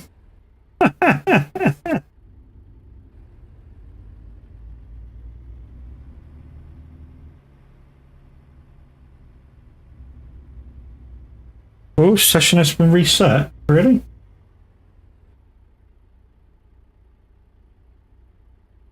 Did I just drop out? Am I back?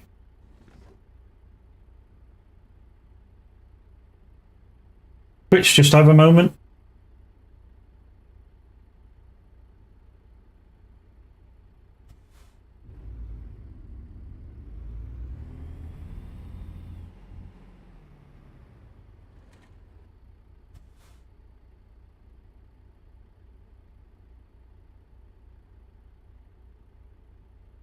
We've got internet there.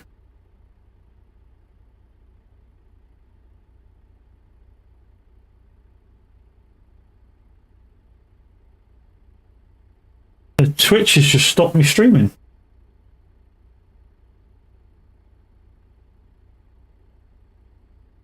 Am I still live on YouTube? Mimi?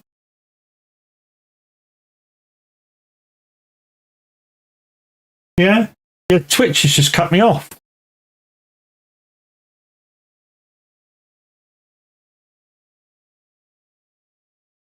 Twitch has literally just cut me off. I have no clue why.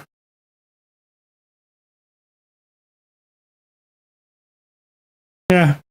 It's just skipped over the tab. Guys, what we're going to do then, 2 seconds, I'm going to knock it off and knock it back on. So,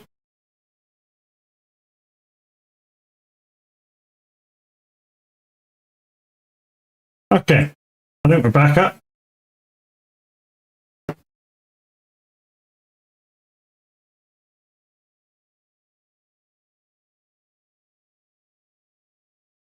Yeah, we're back. I don't know what happened there. I think Twitch was being twitchy because I kept connection to YouTube. So I think Twitch was just being twitchy. Let's just make sure we are connected to the bot. Yeah, we are. Cool. It's not just YouTube. Looks like it's countrywide interruptions on Virgin. Oh, bollocks. It's not, is it? Oh, as.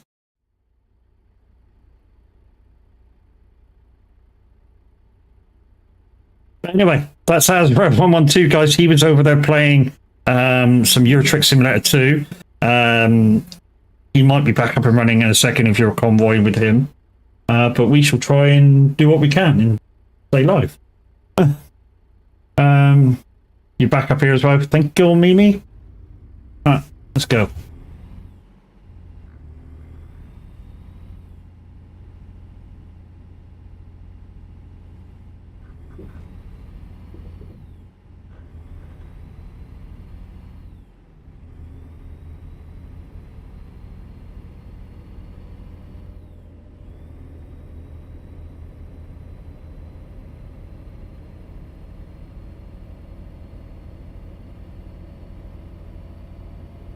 Please, Virgin, hold together for another hour. It's funny that I only went down on Twitch and not on YouTube. That was weird.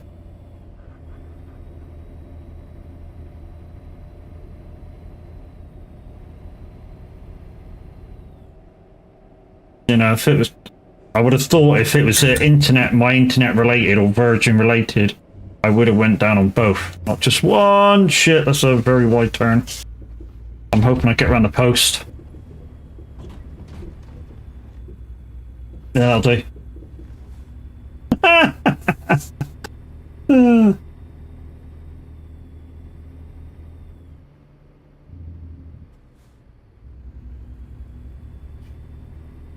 Yeah. But anyways, we shall endeavour to carry on. I mean, if it is a Virgin issue, guaranteed if it goes down again, the whole lot will go down. But we shall try and continue. And yeah, this job will only take an hour. I mean, even now it's clocking at 52 minutes for 1,000 miles, which is a lot faster than ETS, like by about 20-ish minutes. We should endeavour to get up to 70-ish miles an hour. If we can manage it 75 mile an hour.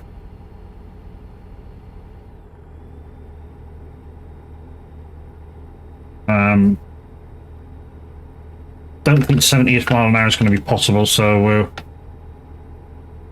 We'll try and get at least 70 mile an hour then.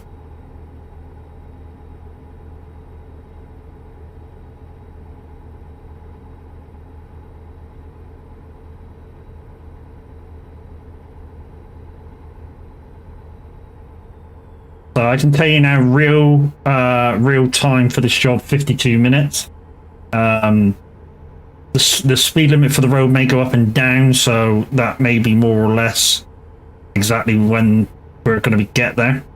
And the reason why I say that is because some highways are 75 mile an hour. If it says 75, we'll try and get up there, but yeah, this is a heavy cargo.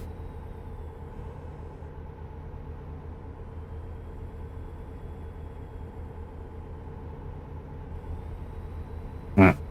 There we go, set for 75. If we can get there, we can get there. If we can't, then hey ho.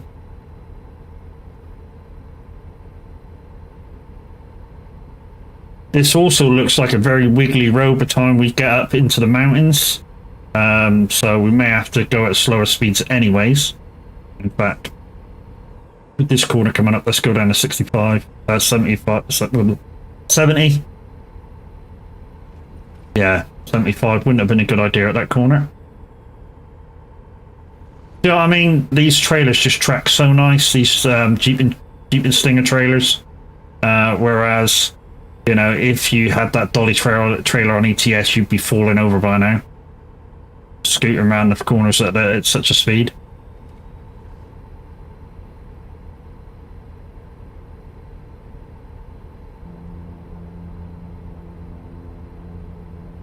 I think we'll just keep 70.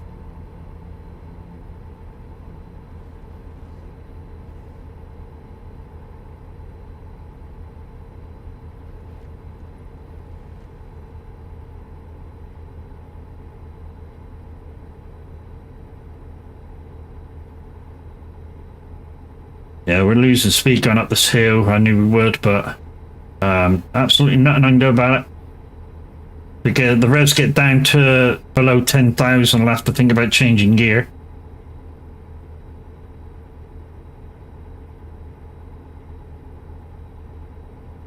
I've always found it astounding, the fact that in American truck you can go around the corners a lot faster, and it's very, very stable. A lot of it is to do with the fact that obviously the trucks are a lot heavier in America. And that way they're planted more to the ground. And also the weight distribution in the American trucks is fairly decent.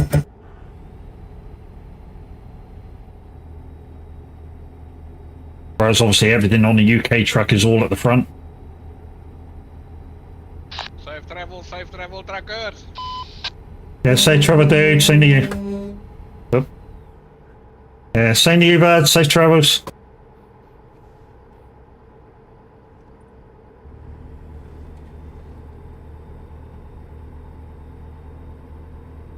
That's what I mean, guys. The American truck guys, they seem to do that a lot more. You know, instead of beeping horns, flashing lights, they get on the radio and say hi. And yeah, the coach over here is a lot friendlier. Not as many people driving over here, but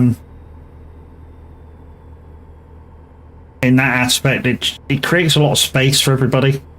There's no real roads that are that challenging, like the Quarry Road, or dare I say it, the C&D Road on ETS. C&D Road isn't so much challenging, it's just got a lot of people on. And I don't know why. I mean, who wants to stay in a traffic jam for 3 hours? Just to go like 100 miles?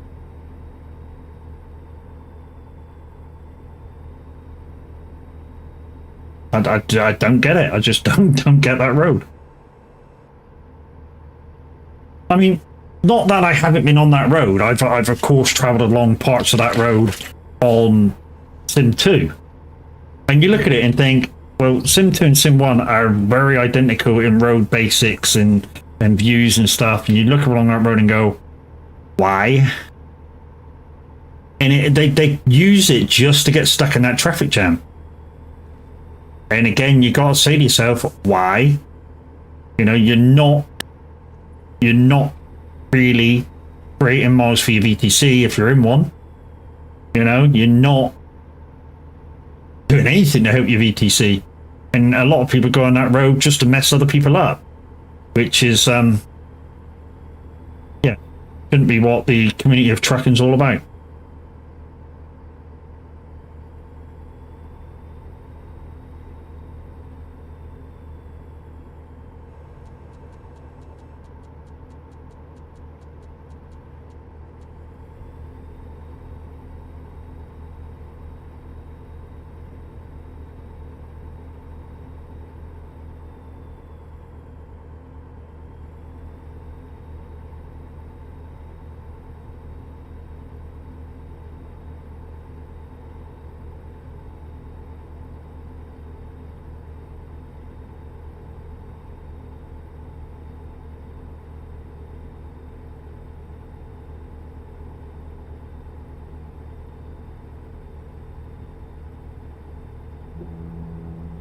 I mean, I'm sure Az is right with what's happening.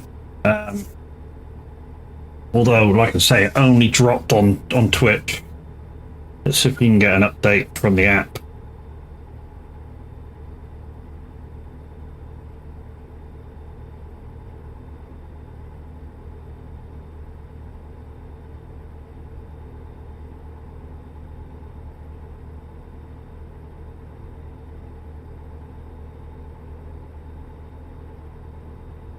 At the moment, on everything, it's showing, yeah, no problems. So, no problems in the area. I mean, normally, if there is a problem somewhere in the UK, it tells you. They're very quick at putting stuff on so that you know that there may be problems.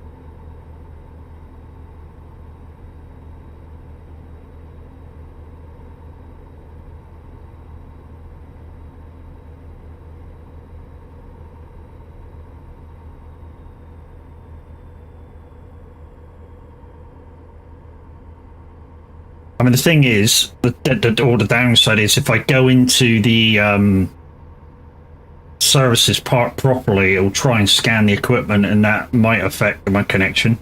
It tries to do that, so I don't want to do that.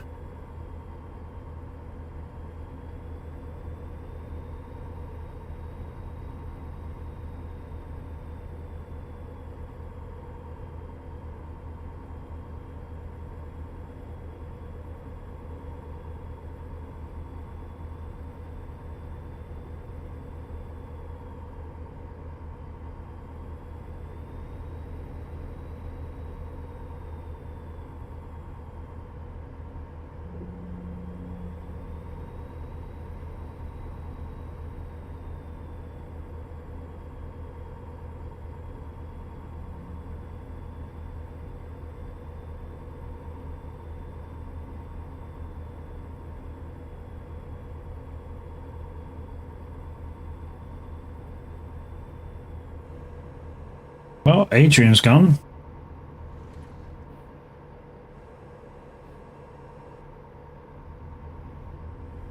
So what did we do before we blanked out? An hour 40, was it? We got basically an hour 20. This is 50 minutes, so we'll have like half an hour for another job, 500 miles if we get a chance.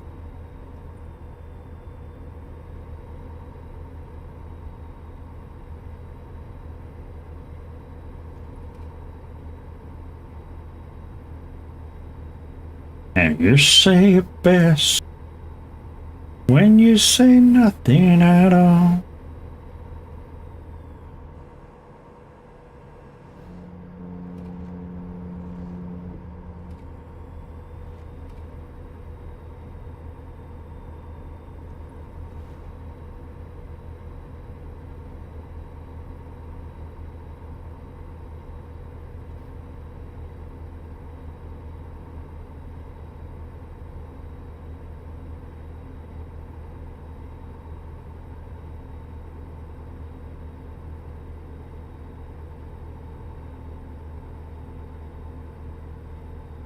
There's a reason why I got my steering wheel down that low, people's on the column, and that's so I can see the indicators. See if they're working. And any lights I may want to put on. And I can see them.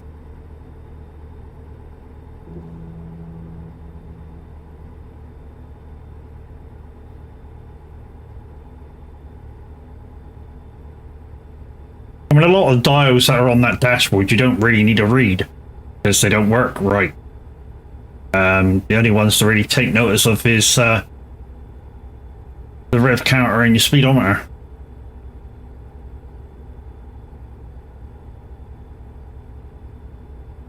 All the other ones, the oil pressure and air pressure and all that lot, they don't quite work right. Never have done. I mean, for instance, on one of the trucks, a little while back, after you did like one job, you used to run hot water. So you used to be like in the red for the water gauge. Never blew up the engine.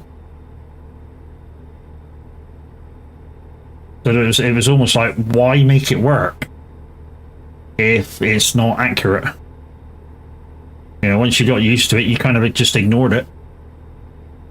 You know, I'd rather them just have it turn on and the thing go in the middle of the dial to say that your water was perfect. But no.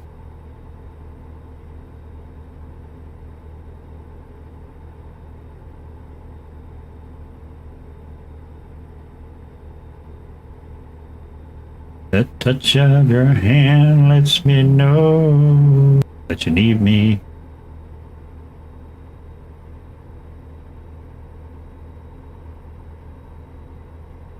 I'm hoping that for once I win Tav's giveaway for the month, or the wife does, because it'll mean when Euro Truck or farming does come on offer, especially Euro Truck, with 50 quid I can almost get every single DOC she needs to play the game. I mean, literally, I can get the base game when it goes on offers. It's normally about £2. Between all the map packs, you can only get them all for like £25, £30 at best, and that just leaves the cargos and the cargo tires and trailers, which tires and trailers are very, very cheap anyway.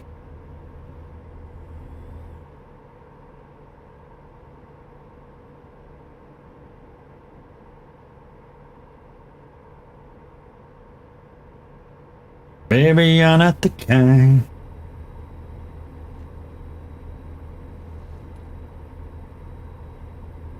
$730 miles to go, guys. 38 minutes according to the timetable.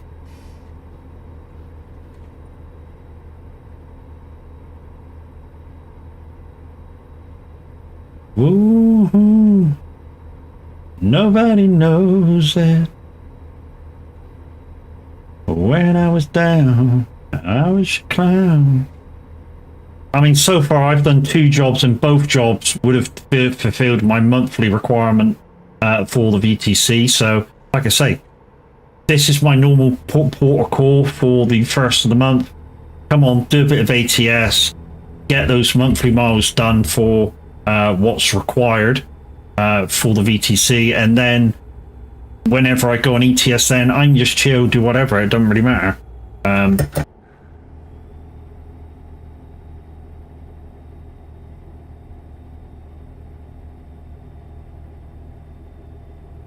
You know, as long as I keep it below 62 for ETS, it don't really matter how long I take, what I do. I can just chill and have fun on it.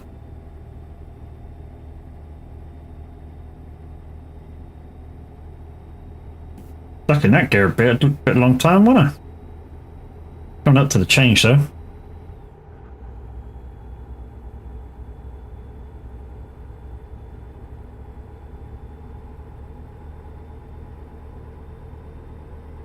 Woo-hoo. Nobody knows it.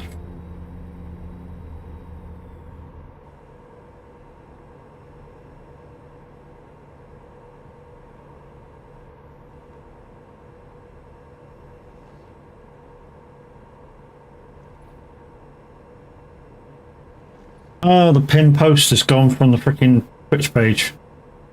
Darn it. Never mind.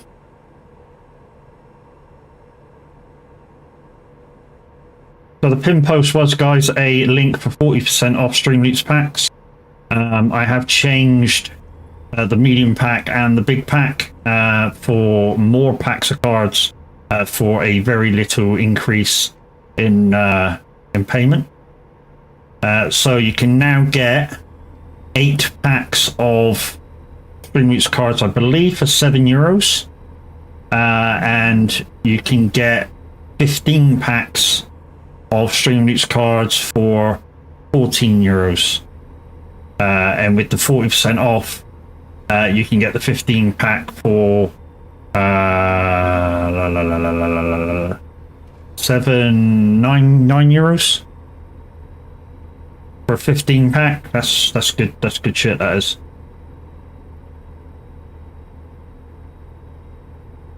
And I've upped the legendary drop to 1% instead of 0.5%, and took the bottom one down 1%, because obviously everything's got to relate to all the 4 percentages for the what kind of cards you got of the levels have to relate to 100% in total, I believe.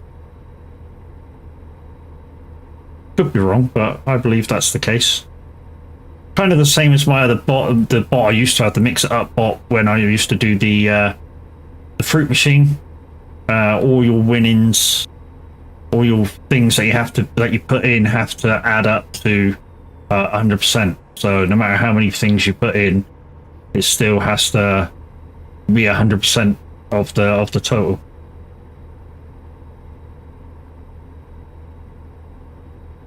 Leave it aging, just had to stop for fuel there, so what I will do is knock it back to 70.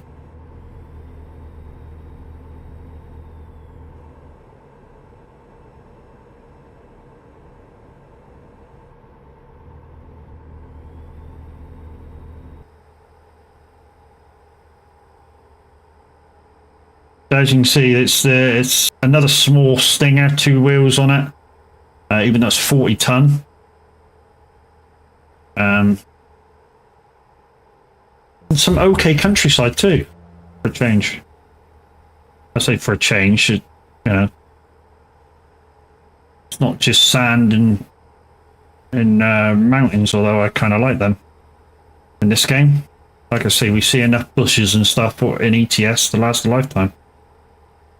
Except if you go over to like the Middle East or the Great Steppe part, and then that's all sand. Or if you've got pro mods, you go up to Iceland and it's all snow, or part of it's snow and ice.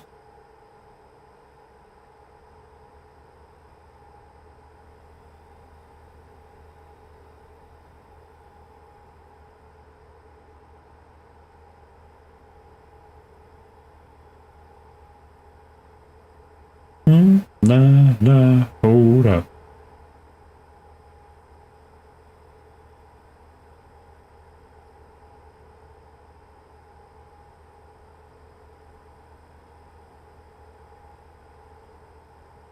Seeing that farm just there reminds me of the farm that I've just sort of got rid of on the Michigan map of Farmson. Was that the door? Alexa, show front door. Okay.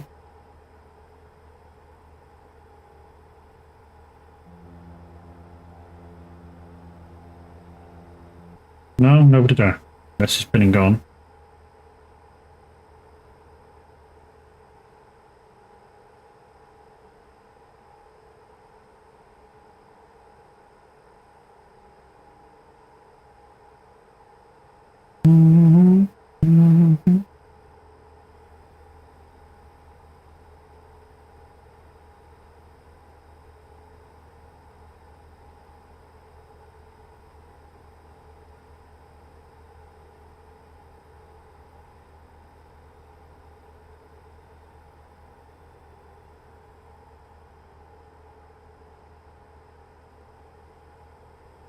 Alexa, hide front door.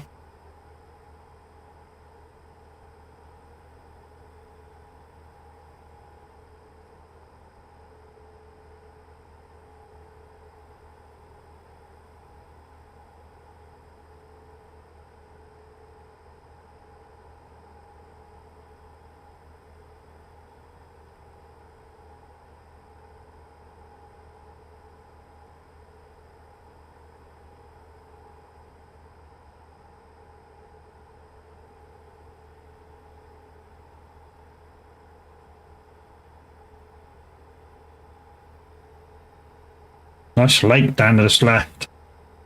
Over here. It's alright, isn't it? So just sometimes there's some nice scenery around. You just gotta try, like, come out of the truck every so often and go look for it. But there is some nice scenery around. I mean, we're just about to go over the lake that we saw just over there between the hills.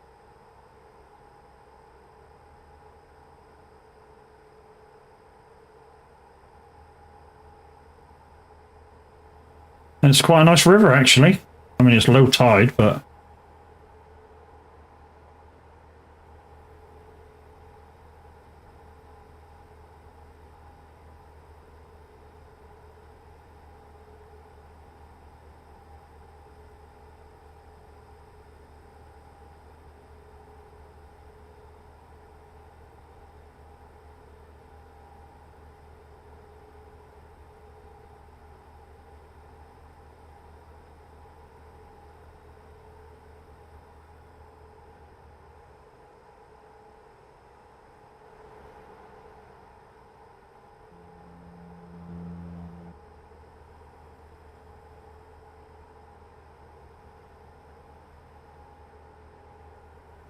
Let's go back in. Coming off this turn. After this job's over with, guys, we'll take stock of how long I've been live, because it reset on YouTube, reset on Twitch, so I don't exactly know. I think once we finish this, I would have been on about 2.5 hours in total. But YouTube will hold the key for that, because I didn't disconnect over there.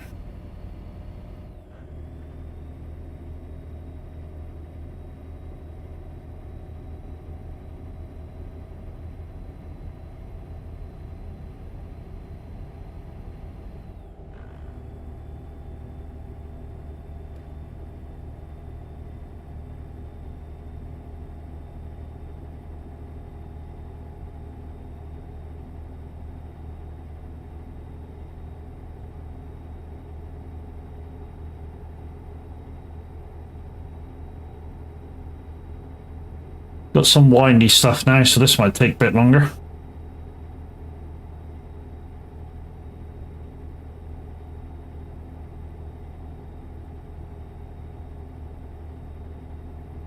So if you wonder what shifter I'm using, guys, I'm using the Moser shifter. Hour 41. Okay. Hour 41 did on here, plus this. Oh, okay. So hour 41 plus 27 minutes, so that's just over 2 hours so far. So yeah, once I finish this job, be another half an hour. So yeah, okay, 400-mile job after this then.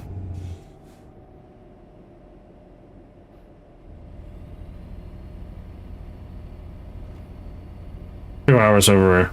Yeah, so I was right. About 2 hours done. Thank you, Mimi. So it's showing 26 minutes, so yeah, we've got time for about a full 500-mile job after this. You're welcome!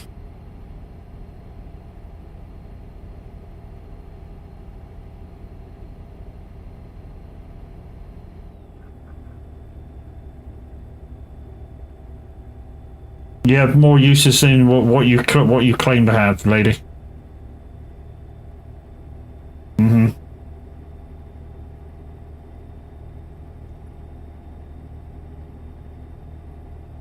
You're very trying. You're quite right.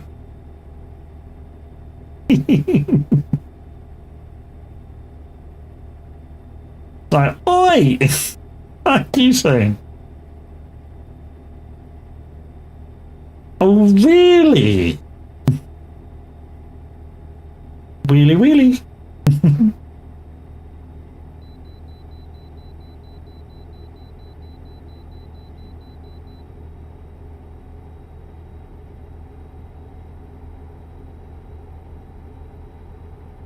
Might better change gear in a minute.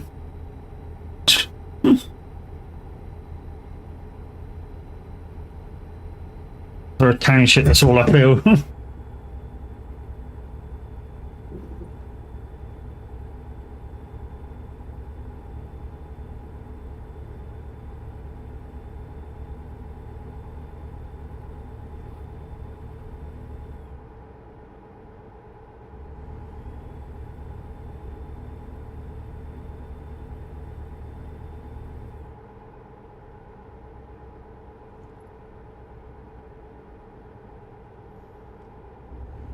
Oh, oh, oh. 60 mile an hour around those turns.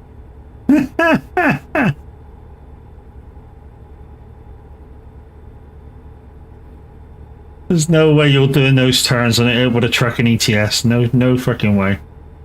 But yeah, I mean, you might do it if you drive like Tav and that. Absolutely squeeze it round with a bit of freaking drift. For some reason, my trucks don't drift.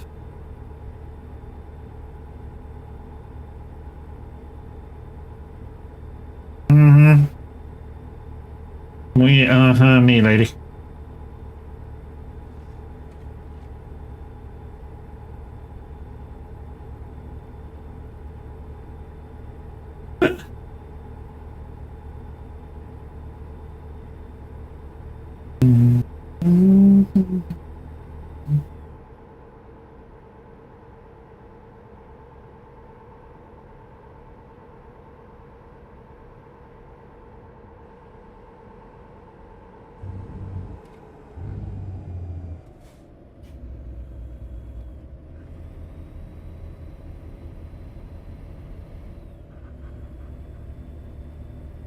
Nothing? Right, you bastard! I thought you was going to do something then.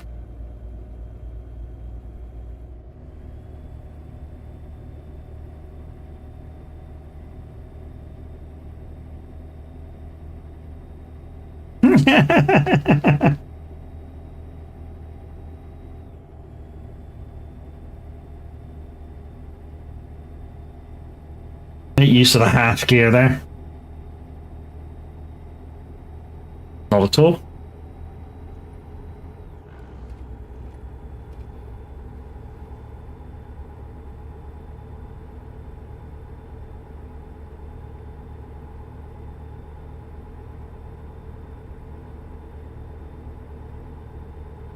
No, something after stream, I may need to take a granddad nap. It's either granddad nap or try and stay awake for a few hours longer and then have a proper sleep.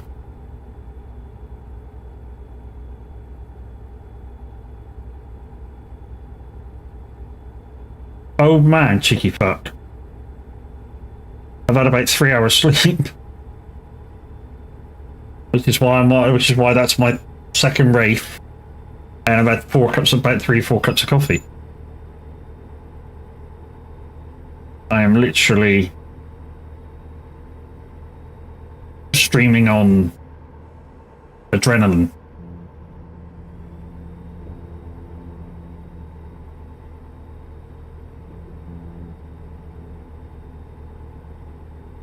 No worries. Come on, baby, up you go. Get up that hill.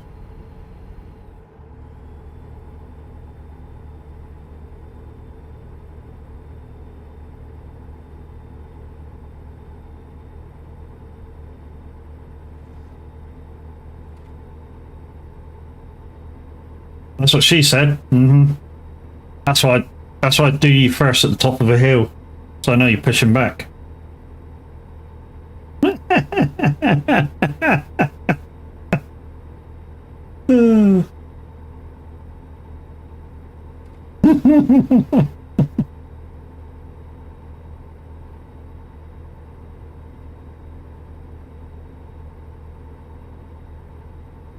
I would say that's why Welsh people wear wellies, so they know the sheep can't run away. You either know what I'm talking about or you don't with that one.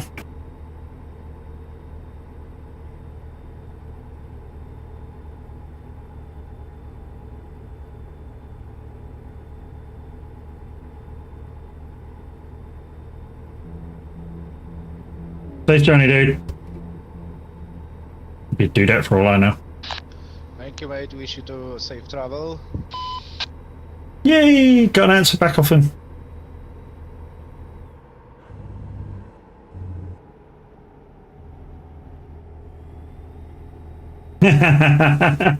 Wonder what that was then. Like.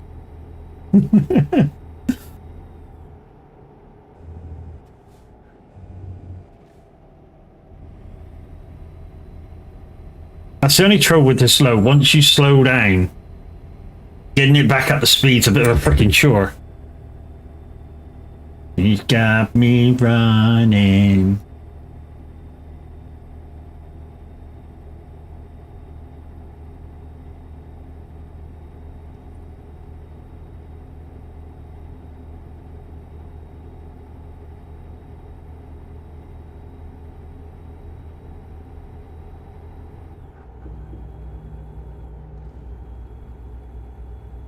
So guys, yeah, hopefully tomorrow will be iRacing. Not sure what the track is this week. I'm going to have to go have a look at some point.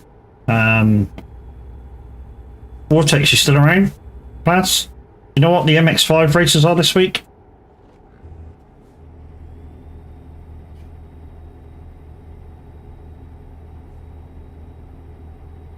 I know you've got the schedule, haven't you? So it might tell you what, although you might not have it at work. Who's doing what this week?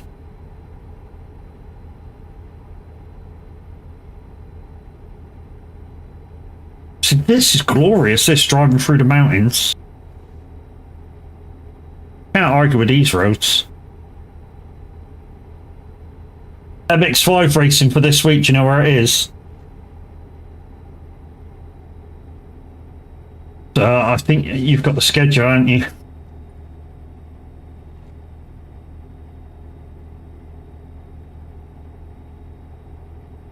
Road Atlantica. Oh, jeez. Another track I haven't been to. We might have to go on beforehand and do some practice.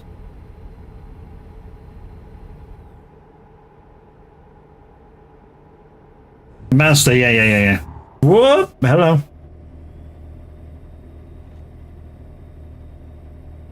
So you're Road Atlantica then? For the GT3 class. RPM race.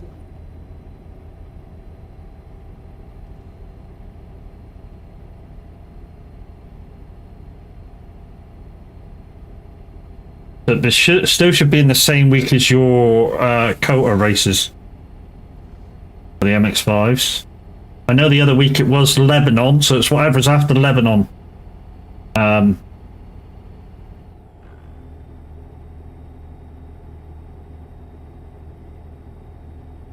Lebanon was a nightmare. That thing was freaking twisty shit, that thing.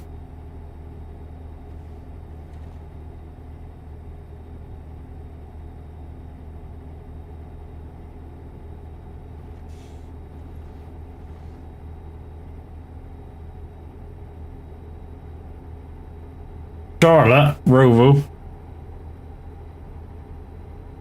What's that? Like a GT circuit of an oval track.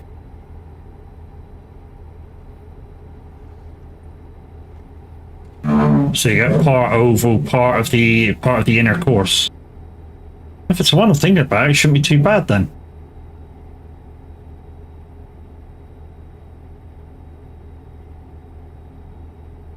I think that's that one where you fucking come round like 3 and 4, pass the pits, take that slight double left, do the inner circuit, and then you go out on the outer circuit, do like the bus stop, and back around the last 2 bends. Yeah. That's not too bad. I've been on that one. Should be alright. Should be an alright circuit for me. Plenty of room as well. Long old track. Especially in a Mazda.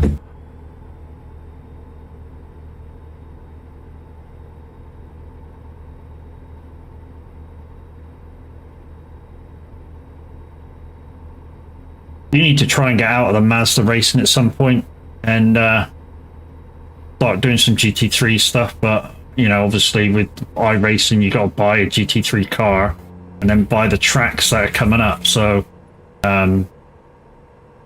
that's kind of what's stopping me at the moment. Because obviously the car costs, every track costs. It's a pity they couldn't just do a GT3 package with a car with all the tracks. That would be fantastic. Sent you a DM with the link in. You can see the races. Okay, no worries. Go.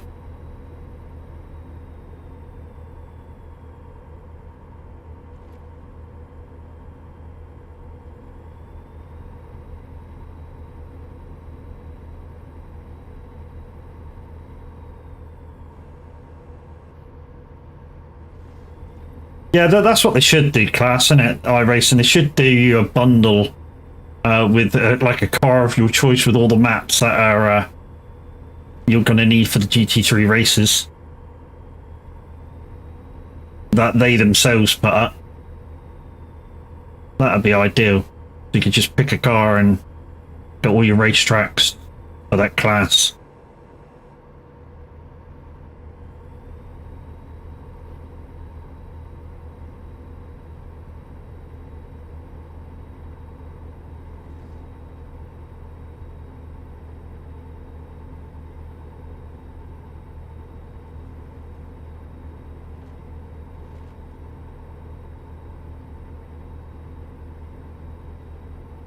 Yeah.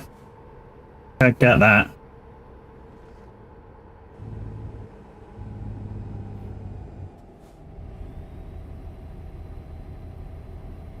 It's partially done by vote. Holy shit.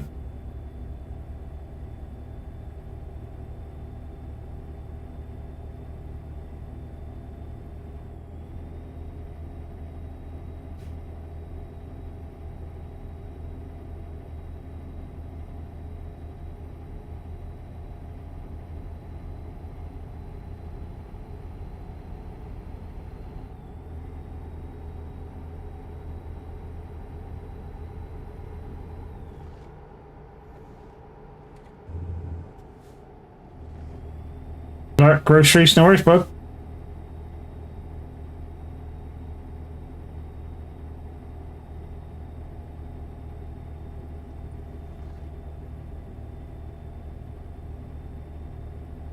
It's a real crazy show where anything can go. Welcome in, Raiders. Duke Marshall, how are we doing? How's your stream?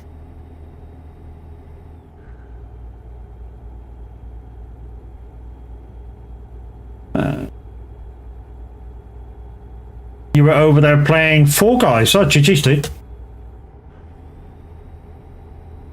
And I'm guessing that clips from your YouTube channel, and I'm guessing you also do some YouTube stuff.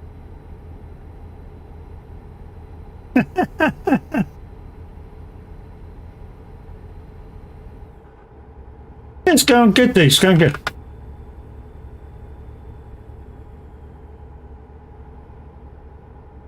Okay, cool. Wow, that's a long clip, dude. What's the... You like burning out your vans for...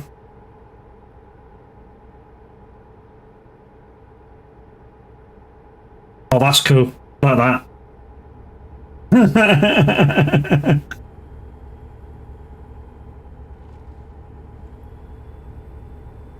Guys, thank you for coming in. My name's Mad Matt. I'm from the UK. And we're on American Truck. Once a month on normal rotation, or twice a month on sometimes on rotation, we do American Truck Sim. And we just chill out and, you know, try and put in some good miles. I do like the American Truck kind of culture that's over here, where it's kind of slightly different from Euro Truck, where, you know, a lot of people will not, instead of beeping their horn, flashing lights, I've said this a million times, will actually get on the radio and speak to you. And that kind of culture I love. You know, I love it when you can go past somebody, you know, you've not seen anybody for an hour or so, and the next person you see coming along the road, they get on the radio and say, hi, how you doing? Blah, blah, blah, blah, blah. Safe journey, and off you go. Love it.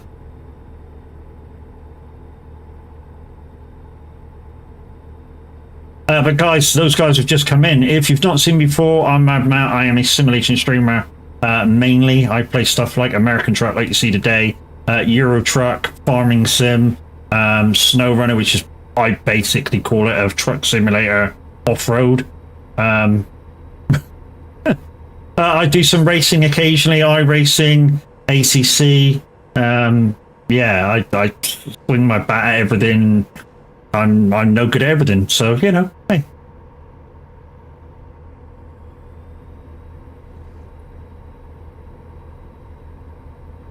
I say I'm no good enough at anything. I sort of, yeah, put myself on that lower bracket. Then, you know, when you guys come and go, oh, you're actually pretty good, I can go, okay, thank you, as long as you think so.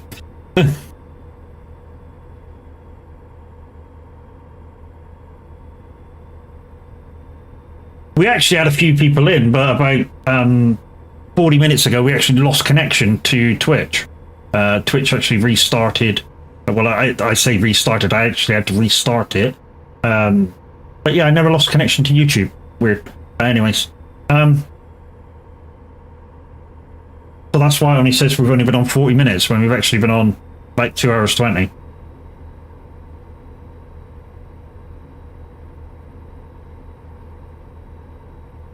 So we're in the Peterbilt, and we've got a mobile crusher on board, which is just over 40 tons.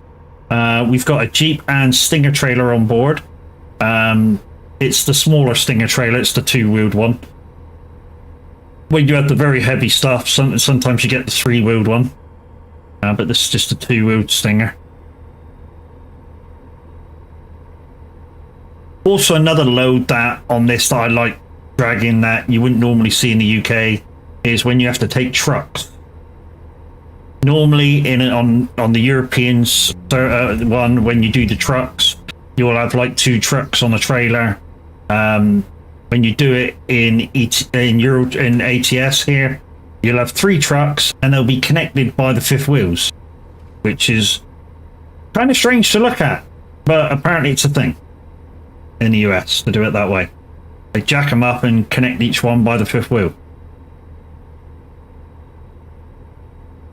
So like under the front axle, they'll put a pin in and connect it to the 5th wheel, the one in front.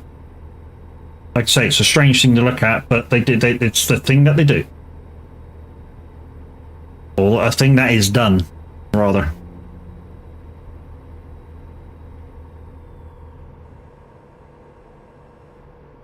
And I know it's done because I know there's a few people that come in every now and again that do truck around the US that, you know, they've seen it and done it.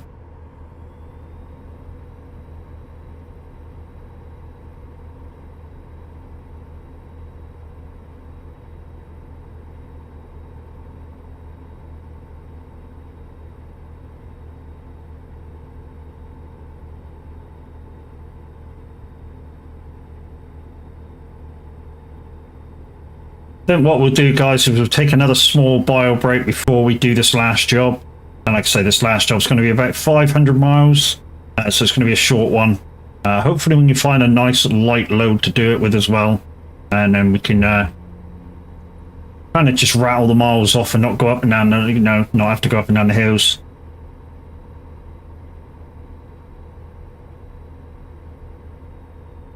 I'm not sure whether somebody's knocking on the door or whether just somebody's hitting the freaking drain outside. Because it almost sounds the same when I got my earphones on.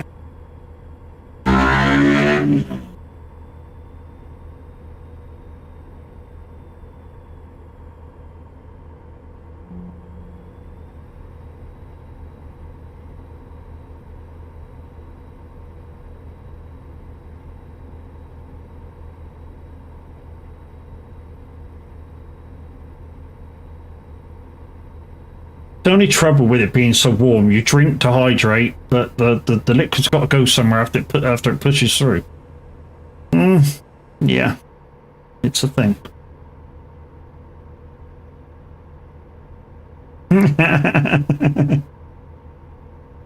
You liking the emotes over there, aren't you? Eh?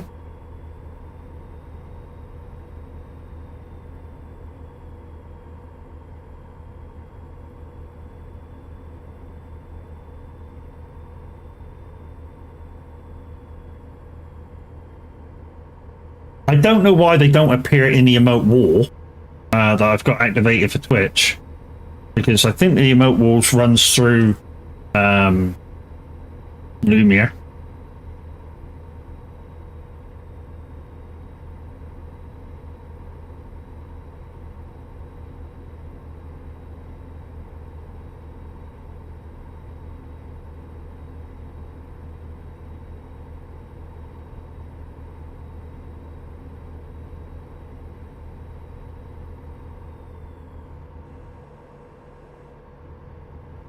Got about 5 minutes to go.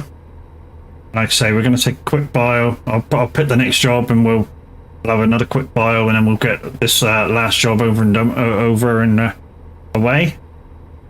And then it'll be raid out time.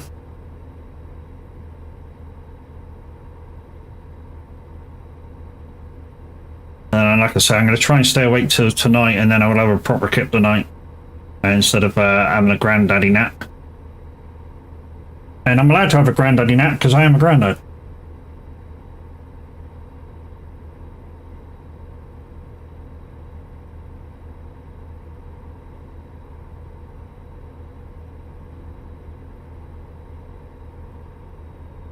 So in the Stoics, there's 2 actual granddads. Well, I think there's more, but nobody will own up to it. Definitely me and Kenny. Which is why we call each other granddad, granddad, granddad. I'm a granddad to 3, and I think Kenny's a granddad to 5.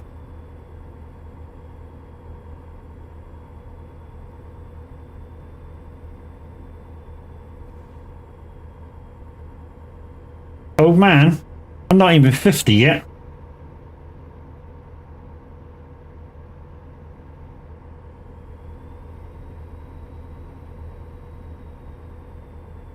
When I get to 50, Mimi, I'll accept that. I'll accept that term. Because after 50, I think you kind of classify as an old man after 50. You know, half century. I got a little bit to go yet.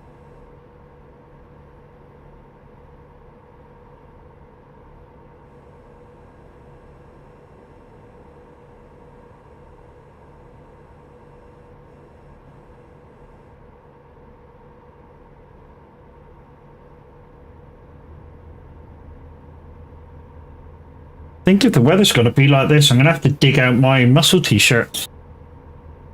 Even though these t-shirts that I've got off Temu are very, very... they're quite nice, actually.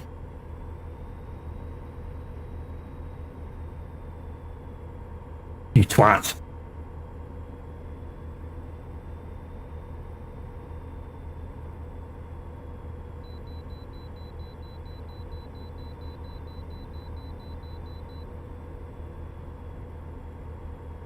That's almost like the thing that's reached 1,000 freaking views on, well, over 1,000 views on YouTube. The joke I told. You know, that one that goes, never buy a car off Bonnie Tyler because every now and then it falls apart.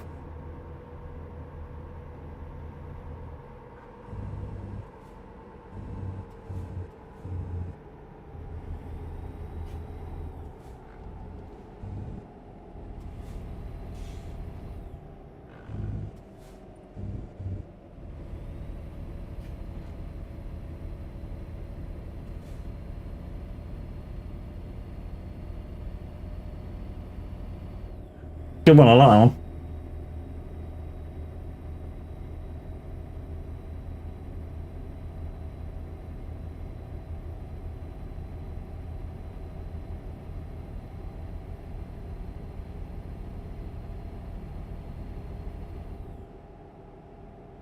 They're not always shit. No, they're not always shit. Some of them are pretty good.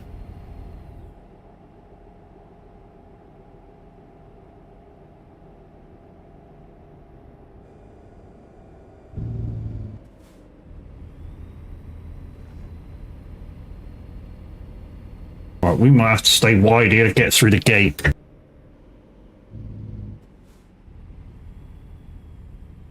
Ugh. Oh, the trigger's there. The trigger's right there. That'll do. Right, we'll go pick a job, and then, like I say, we're going to go for another quick bio break, and then we should get this last job dusted.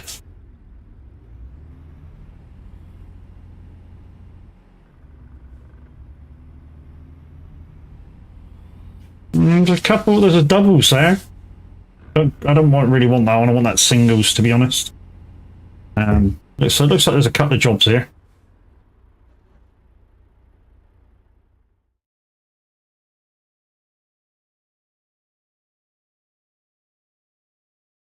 Yeah, it's too far. 700 miles. That's not bad. There you go. That'll have to do for the last job. Stop yawning. I haven't yawned yet. Ha ha ha ha. You're right.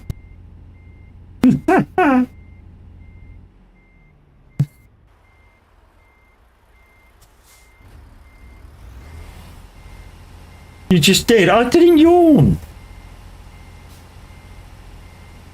No, I'm not Miss Moon, you know. Full of belters, me.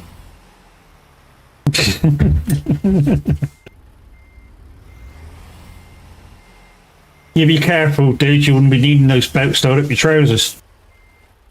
Did them. Good morning, everybody. Hey, Huntsman, how you doing?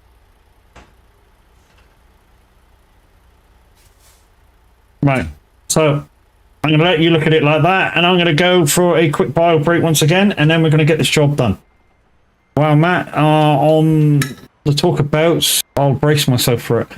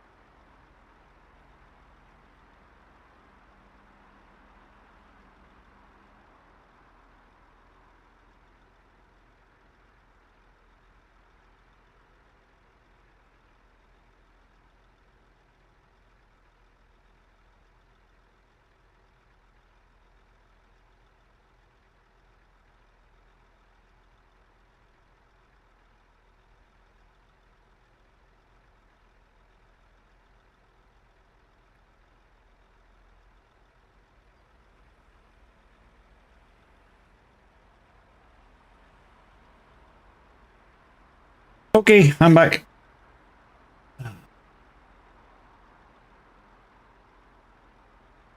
Curly fries, mother trucker. Chicken thighs, motherfucker. Anyway, just before they do this last job, guys, I'm going to play this short video for the guys that are in Viking Transport VTC. And yeah,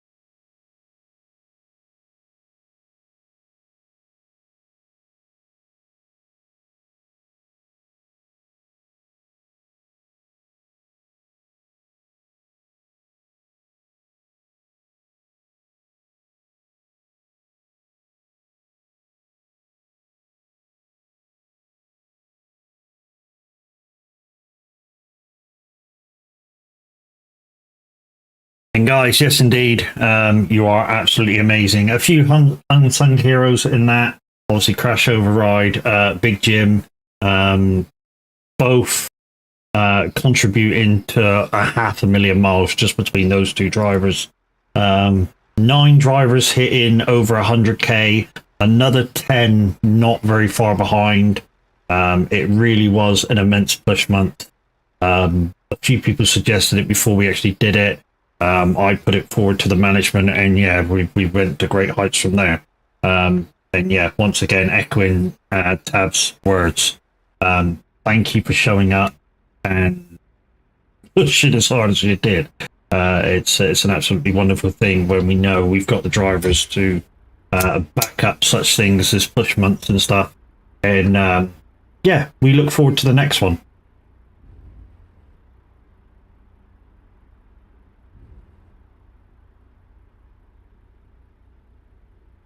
I did say we couldn't keep second. I said that. I admit that. I said we couldn't keep second, and that was only because company behind us are known for massive miles, and I think it would have been a lot closer if they were pushing as well. But it looked like at one point they were going to, which is why I said what I said. We did it, and GG's to everybody.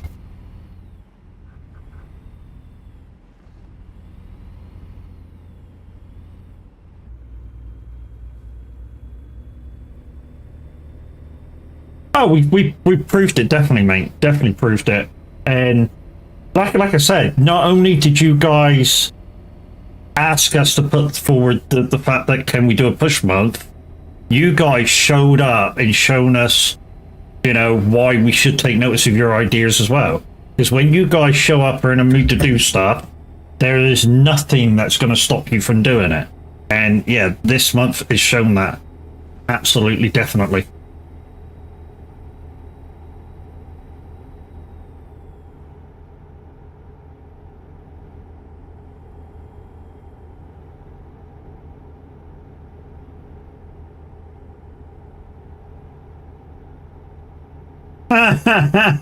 You twat. Did you get her to iron it again? That's the thing. Did you get her to iron it again? So guys, we got an articulated hauler from Volvo. These are not too bad, to be honest. 25 ton, just a low boy freaking trailer. Yeah, we should do alright with this one. And like I say, this will be the last job of the day. We'll probably be able to raid her back in the Tav, to be honest. We've already had an internet dropout, but apparently the wife didn't drop out. She's watching telly through the internet. It was strange that Twitch dropped out, but YouTube didn't. But hey, we're rolling again. The next push month will be, according to the boss, August. I thought it was July. According to Tav, it's August. And could be just a rumor. We need to discuss this in the boardroom, the staff. Could be American truck. I've suggested a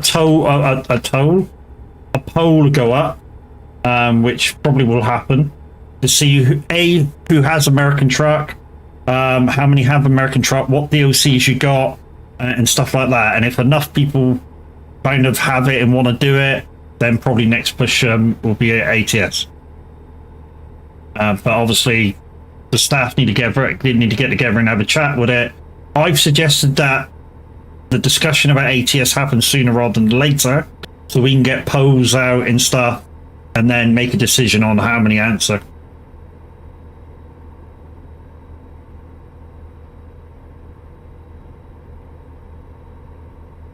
You said it'd be awesome. Izu said my barber realized that his scissors weren't working, so he apologized. So what's missing from that is I replied, well, sorry, I'm gonna cut it. That.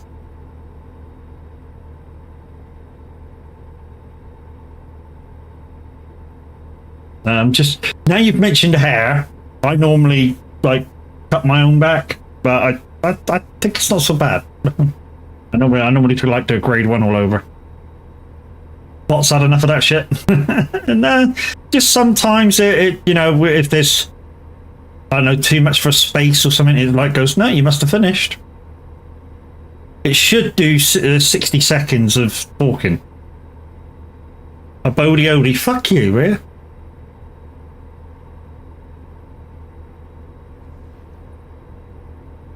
I like myself a good Bodie Moisty. Sorry, is that too much? Is that too much? Sorry.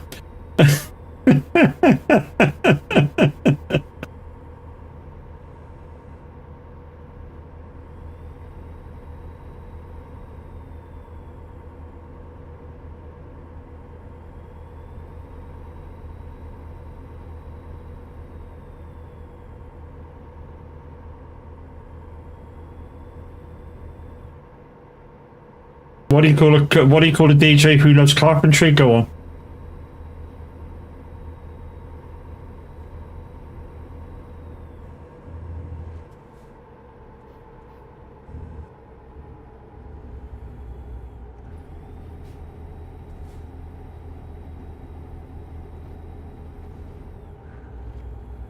DJ Hammer Beats.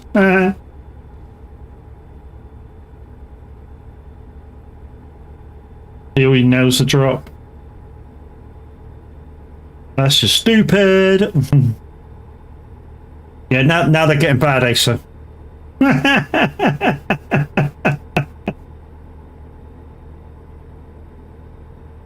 You know, the good thing about American truck for you, Zeno, is the fact that you can go above 60 mile an hour and still be in real miles.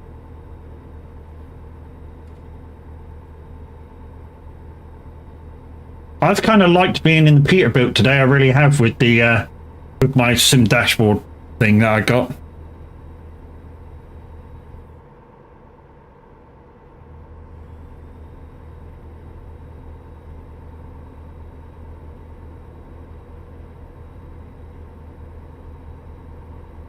In fact, the time we finish this job, which will be about 4 o'clock-ish, I'll almost be about perfect for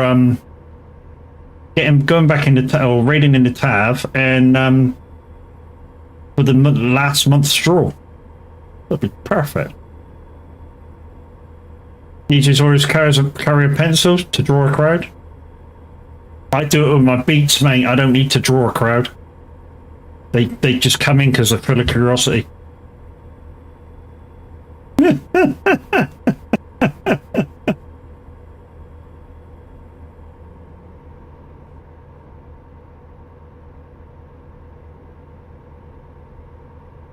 Not quite. Not to blow my own trumpet, but it has happened. I used to work for another guy. We used to be in one of the bigger hotels in the city, and every Christmas we used to be in the big room, and then there'd be another DJ in the small room. Now what happens is you have to be there about an hour before they start serving Christmas lunch. You then sit there for an hour and a half while they eat Christmas lunch, playing background music. And then after about 20 minutes after the last one gets served, they clear the dance floor away and you crank up the sound system and go for it. A lot of the time in that hotel, I'd get most of the people from both rooms in my room dancing away, because I play well-known dance floor stuff. No limiter. No limiter in there.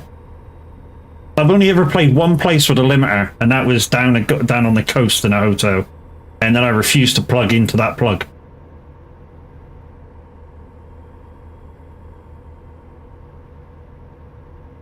A magical Mini Elmo. Mm-hmm.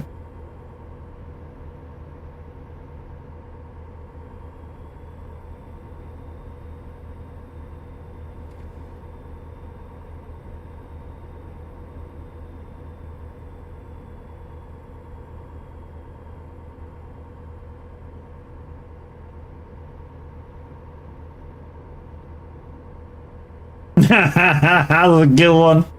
That was a good one. the minute you walk through the door.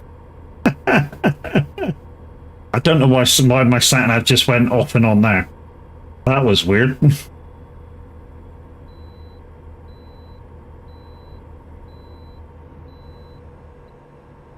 Have I got small roads on this one? I like Elmo.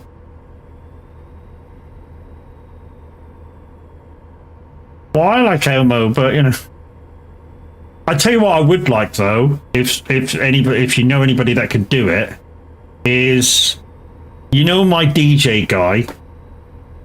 You know how a few of the animated emotes have got these freaking light sticks with the disco going in behind, like you know, that my guy with boogieing away, if it's possible,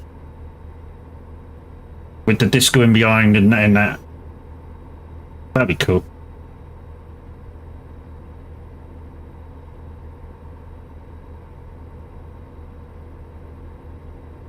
Because then I could get rid of the moat that I sort of made with somebody's laser light showing my emblem over the top.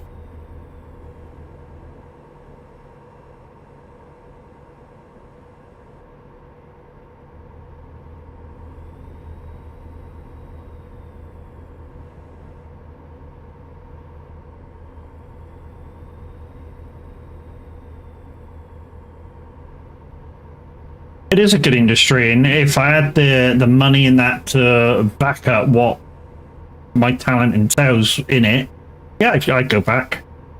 But the thing is, I've got like a thing in my mind of what equipment I would like, and I can't afford it.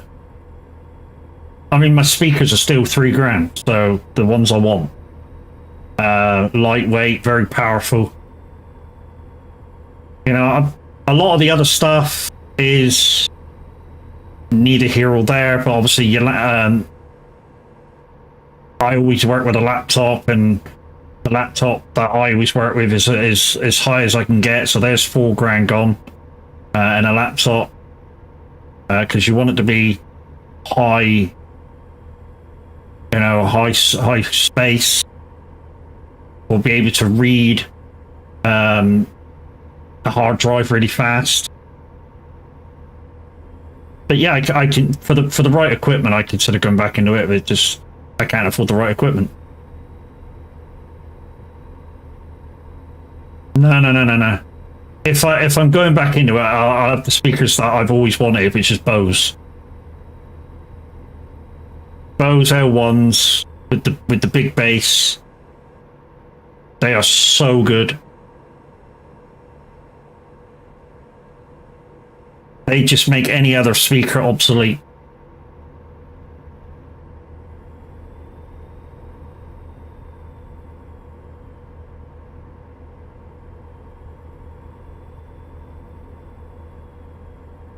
True, but they're like $2,000 a piece. No.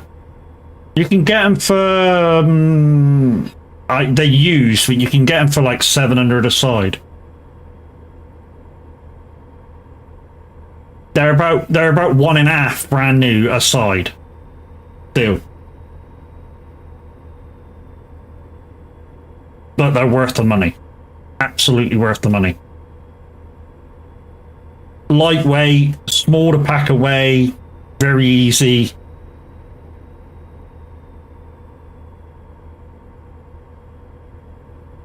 Yeah, I prefer, you know, like you say, it's a good look, but I think the new look, and I've seen a lot of people do this, a lot of people are now going big impact, small look. So they kind of go, what the fuck have we hired here? Then all of a sudden your disco kind of explodes with sound and light, and you know, it's kind of what those speakers would do. You know, they look like they're not up to much, and then all of a sudden you go whoosh, and they go, fucking have it, mate.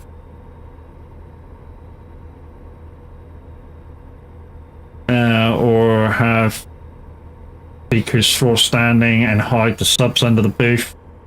Stop the knobheads putting their beer on them. Yeah, I know. Yeah, that happens.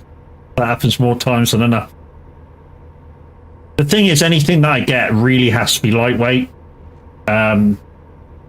any lights that I get at the moment can't go too high up, or I'll have to have a ratchet stand, and they're heavy enough as it is. Yeah, like I say, I've got certain things in my head. If I was to go back to it, and yeah, those are the things that I'd want, and I wouldn't settle for less.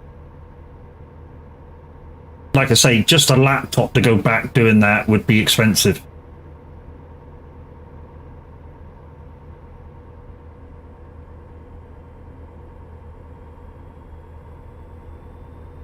Yeah, I did hear of that, yeah. I also heard that he wasn't using GPS, so he couldn't tell that he didn't have the load on.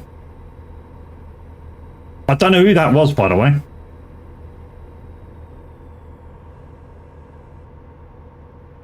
But it's excusable when you don't know that you haven't got the load on because you've got no GPS to tell you. So like now, because I've got the load on, it's giving me a waypoint and a way to go. But with no GPS, you don't know that. On Viking driver, yeah, it could have been.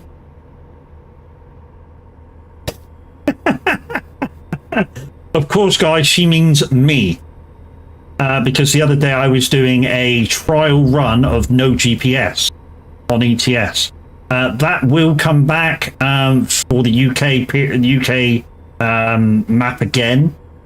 We'll do a drop going north again to somewhere different, and yeah, that will happen again. But what I'll do this time is just quickly check that I have the load on, and then we'll turn the GPS off every time.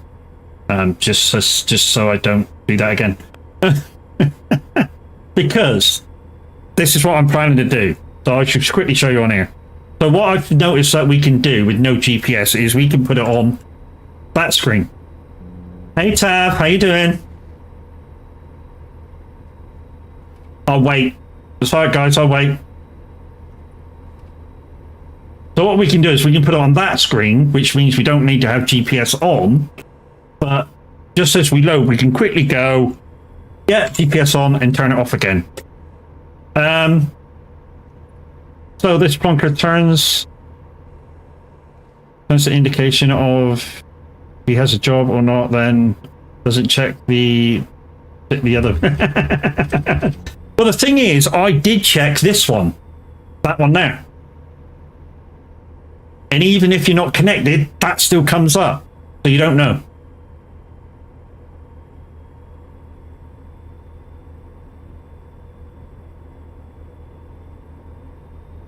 It normally helps to take the load. Yeah, you're quite right. It normally tends to take the load with me.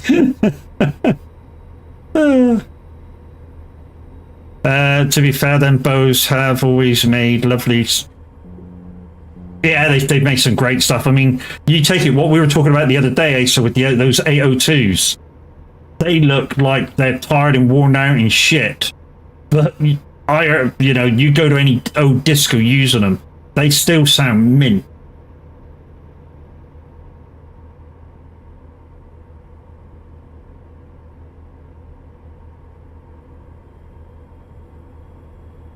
It's alright guys, if you don't know what me and Asa are talking about, we're talking disco speakers.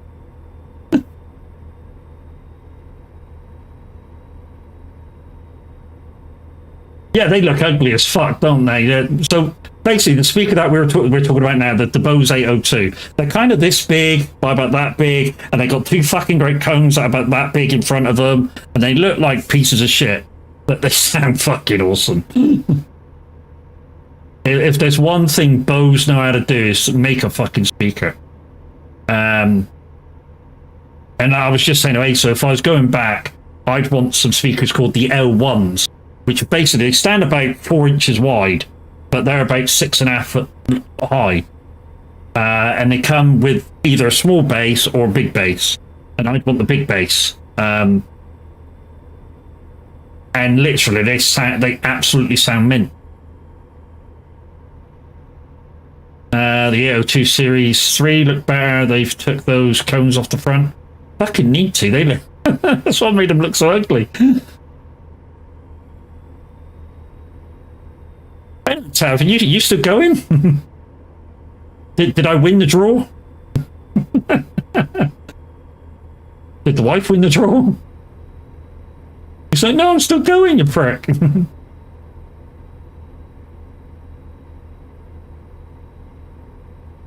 But geez, they could crank that. Oh, fuck yeah.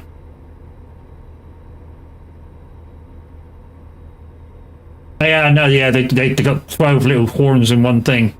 These, the L1s, I think they've got 18 speakers in each section, something like that. And they cross over like that. And they carry the sound, or supposed to carry the sound, twice as far as any normal speaker at a very flat volume. They're kind of weird, in fact. And like I said before, they're also clip guarded. And when we went to the DJ show a few years back, literally the guy pulled out like a Poundland microphone, whacked it in, spoke with it, and then whacked it against the speaker. Now, how many times have you heard, and I'm talking to the DJs in the house now, how many times have you heard a cheap microphone, you whack it against the speaker, or even put it near the speaker, it whistle like fuck back at you? This thing did none of that. In fact, all it did is you heard the tapping of him tapping the speaker on the fucking thing. They are fucking awesome. They're 6 arrays. And the L1s of 12. Yeah, they are absolutely awesome. You know, literally the guy walked up, took the thing out of the packet, plugged it in, and just smacked it against the speaker. No whistle, no nothing, just a tap of him knocking it against the speaker. It was fucking awesome. And then he spoke with it right beside him, and still nothing. So, the thing with them being, I mean, the thing with them is that I think they were mainly made for singers and that, because then you could get as close as you want to the thing. But they'd be awesome for karaoke.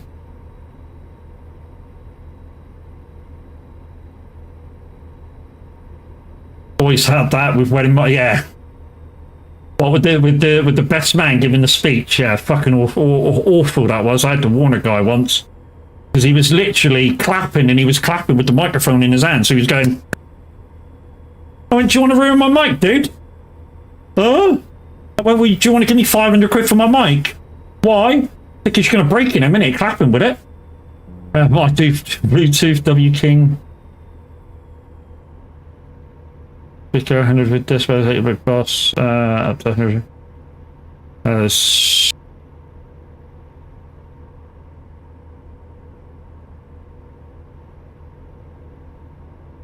Yeah, I mean, I did like one. There's one house speaker that's fucking loud as fuck, and it's tall as fuck, isn't it?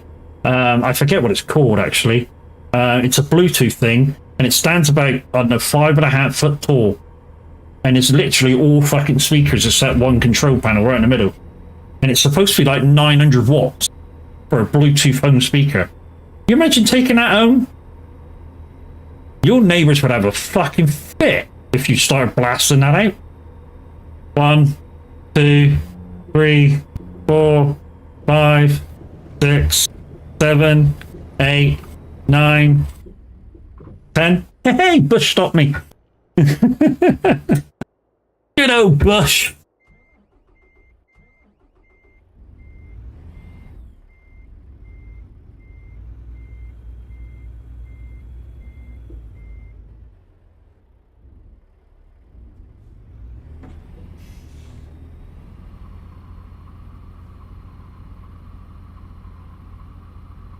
Well, I don't think it's the bush that stopped me from getting out here.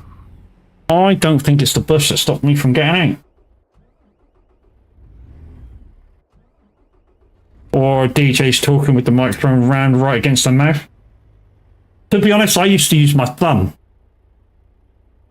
So when I spoke, the mic was here, kind of a thing, and I talked like that. So I knew how far I was away. Yeah.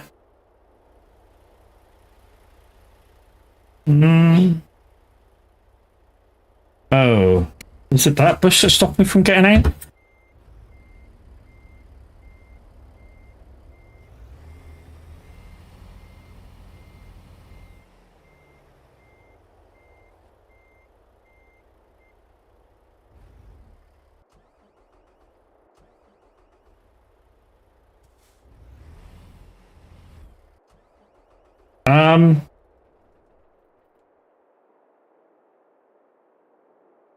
Um, um, oh, my wheels are not on the ground. That's why I'm not moving. That could be a thing.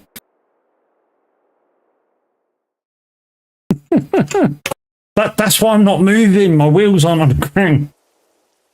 Well played, me, mate. I did have JBL boomboxes until Christmas. JBLs? Fucking hell, man. You know what we used to call them down here? Loud but shit. If you want a loudspeaker, JBLs. But they're shit quality.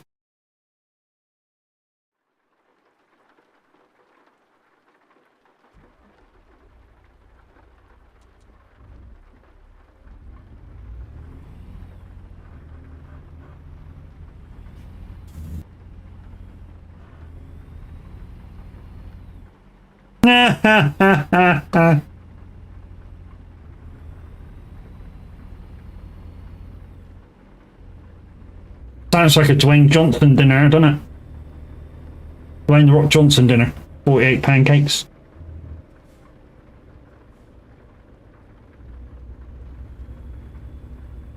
Where are we to? We're still 16 minutes out.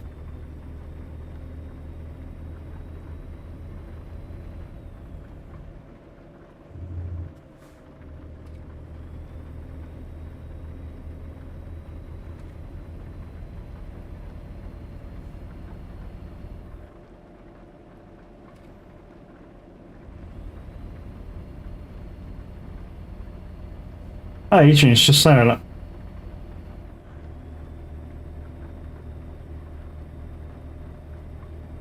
But yeah, like I say, I've got a plan. I've got a thing in my head. If I did go back to it, a lot has to happen for me to be able to do it. Like I say, the equipment alone is with the laptop's 10 grand, and I can't afford that. And it all has to fit in the back of the car, so, you know. I mean, it will, but...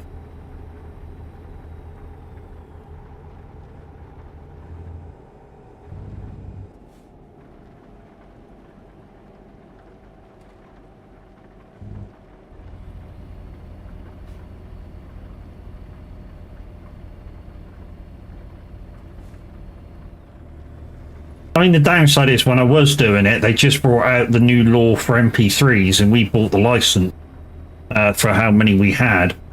And then we heard it was a waste of money because nobody was policing it, so we were like, you know, bollocks to that. And then we had the insurance, but then we heard that nobody had that either, even though some hotels really asked for it, and it was like, are you asking everybody? And they were like, well, no, we sort of asked the agents that you guys have this and that and this and that, and they're supposed to check.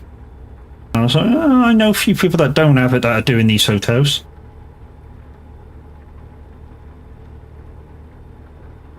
I mean, the one definite thing every year was pack testing, and the only time you didn't need to pack test your equipment is if you just bought something within 12 months.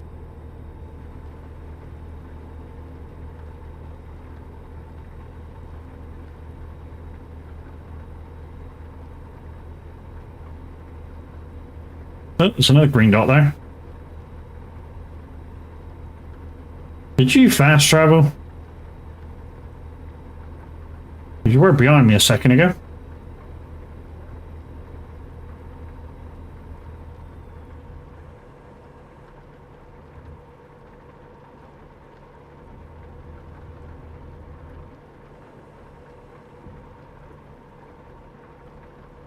So this has been a very, very chilled out stream. Fucking been loving it. It's a pity that yeah, Twitch gave out on the broadcast, but you guys on YouTube have had basically an undisturbed thing, except I had to reload Twitch in, so we had to stop stream back in again, but you know, it was just a blip.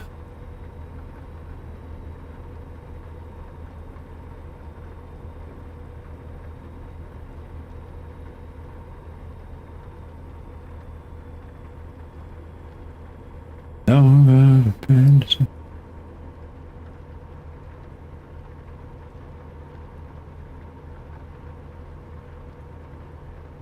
Shane, how's it going?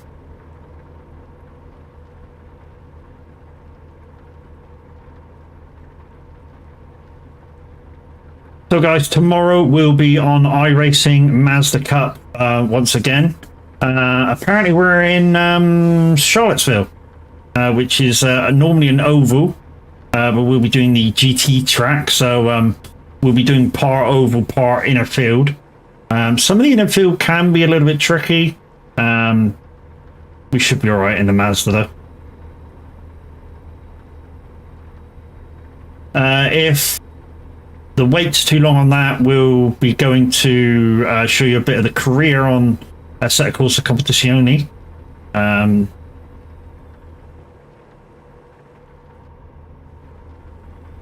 As a backup game, if the shoulder's up to it. If the shoulder's not up to it, then we might do a little bit of farming. I'm not sure which farm we'll be going on, but obviously depending how long we've got left to stream, depend on that, because obviously if we go on the new farm Michigan, which I'm going to teach the wife some stuff on, they're quite big fields, so it could be like anything between 20 minutes and 3 hours to do a field, depending on the size obviously. The community map's almost the same, although there's a few jobs I could probably do on there contract-wise that wouldn't take that long. Contract-wise. Yeah, not bad, Shane, not bad. So yeah, that's the plan for tomorrow. Racing, and if the wait's too long, then we'll be racing on a different racing format. And if the shoulder gives out, we'll be probably farming for the rest of it.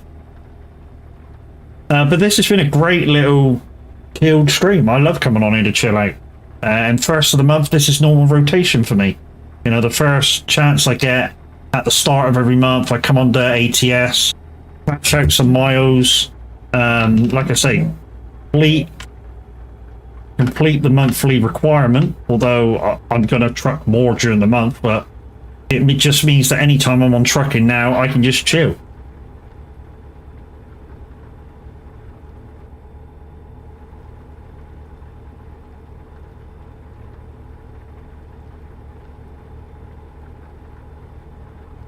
And just for argument's sake, guys, the 660 that is kind of required took me 40 minutes. On ATS, it can take you nearly an hour on ATS, but on ATS, like I say, it took me about 40 minutes, and that's get the job, load the job, drive the job, offload the job. So 40 minutes in total.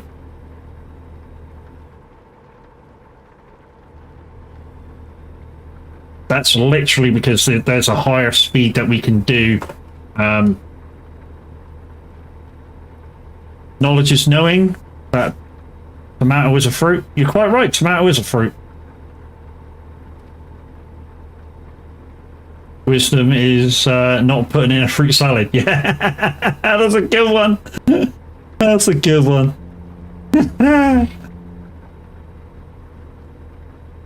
That's a good. I gotta remember that one, class. That's actually a good one. The chance of me remembering it will be about 5 or 10 to 1. Ooh, wet.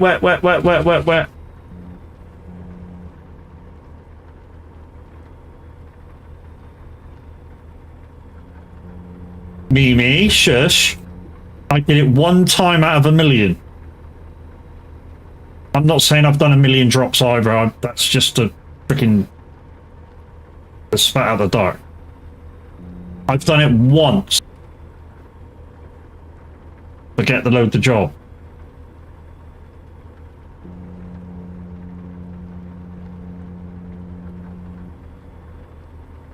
I'm not the only one that has forgotten to load the job. Lots of people have done that.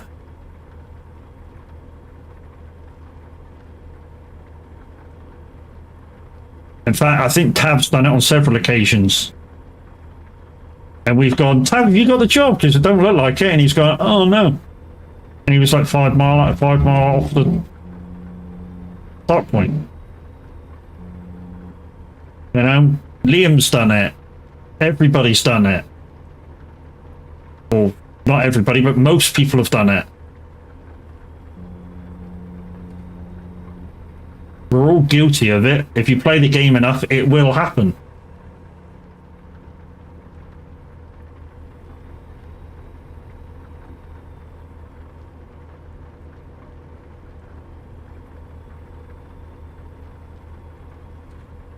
Several occasions you can fuck off. You've done it at least twice that I know of.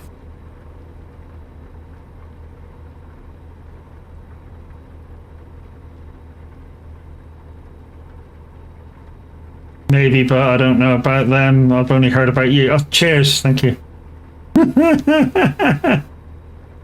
Na-na-na-na.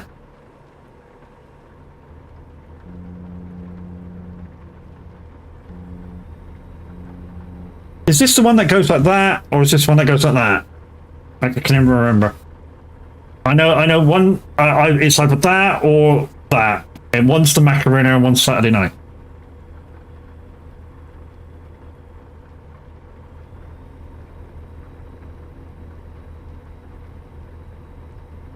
Hello, Bubba.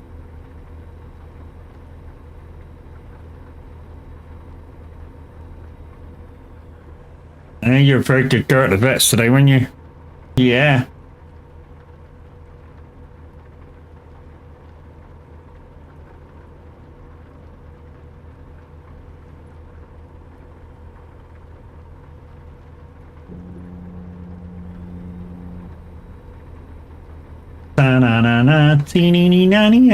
I haven't played this game for so long, guys. I said to the guys earlier that were in earlier, I need to recalibrate my wheel because the rev counter's not working. It's just all I really need to do is show the Moser Pit House where the startup program is for the game, and that's it, and it'll work. It's just that it won't accept it with the game on. So I have to wait till later till I turn the game off to be able to do that. But yeah. This last... I've had the wheel now a month? Over a month, is it? I've had the trucking wheel. And it's made trucking a pleasure. It really has. Having a truck size wheel. It's weird to say, isn't it? The fact that the size of the wheel would make a difference to how trucking feels in a simulator. I mean, it's almost bus size wheel as well, so it's perfect for me. The fact that it's the size of a bus wheel.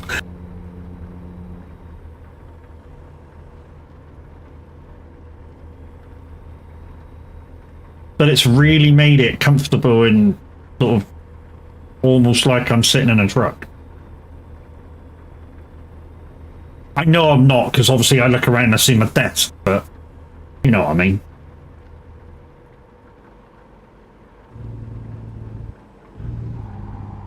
Whoa, hello? ETS, my truck would have been fucking in the field across the other side of the road.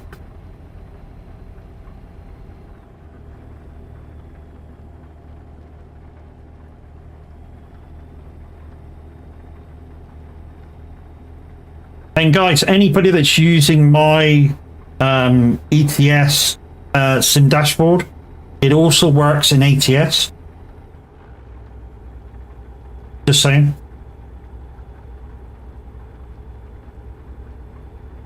I have moved one of the items so I can see it more. So, you know, the guys that are using my sim dashboard, you know, under the cruise control, there's like a big area which is blank. Just down below that is the speed limit board. I've moved that up in that blank space now, which is, to be honest, is terrific where it is now.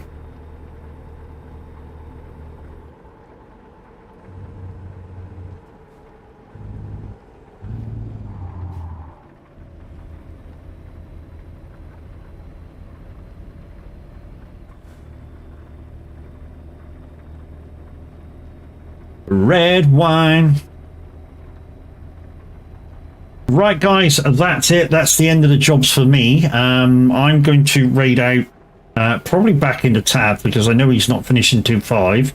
And I know that he's doing the monthly draw soon. So hopefully I win. Or the wife wins. And yeah, that will probably, when ETS comes down or the farm sim comes down, that will pay for that. She's not tried farm sim yet, so, you know, so it'll be ETS at the moment. Probably won't play it until we get our wheel, but it is what it is.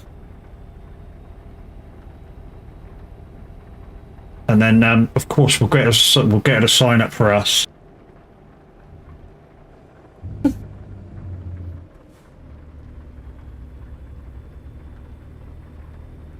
Not sure how many real miles she's going to do. She's got a lead foot. First time using my wheel and everything, she was like, "Yeah." I went, "Oh well, great. That's nice. That's that miles are not counting on me." She was all right though. She just sped a little bit. She didn't crash into anything.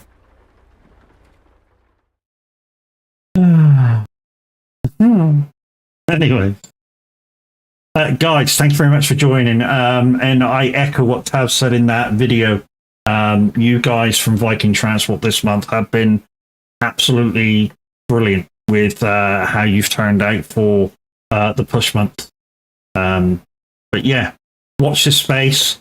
Next one will be revealed what month. We're almost short to August. Whether we're on the ATS or ETS still has to be talked about, but yeah, we shall let you guys know in plenty of time. But like I say, for now, it's time to go, I'm afraid. And you guys on YouTube, thank you very much for watching. We'll see you again tomorrow for a bit of racing. Toodles.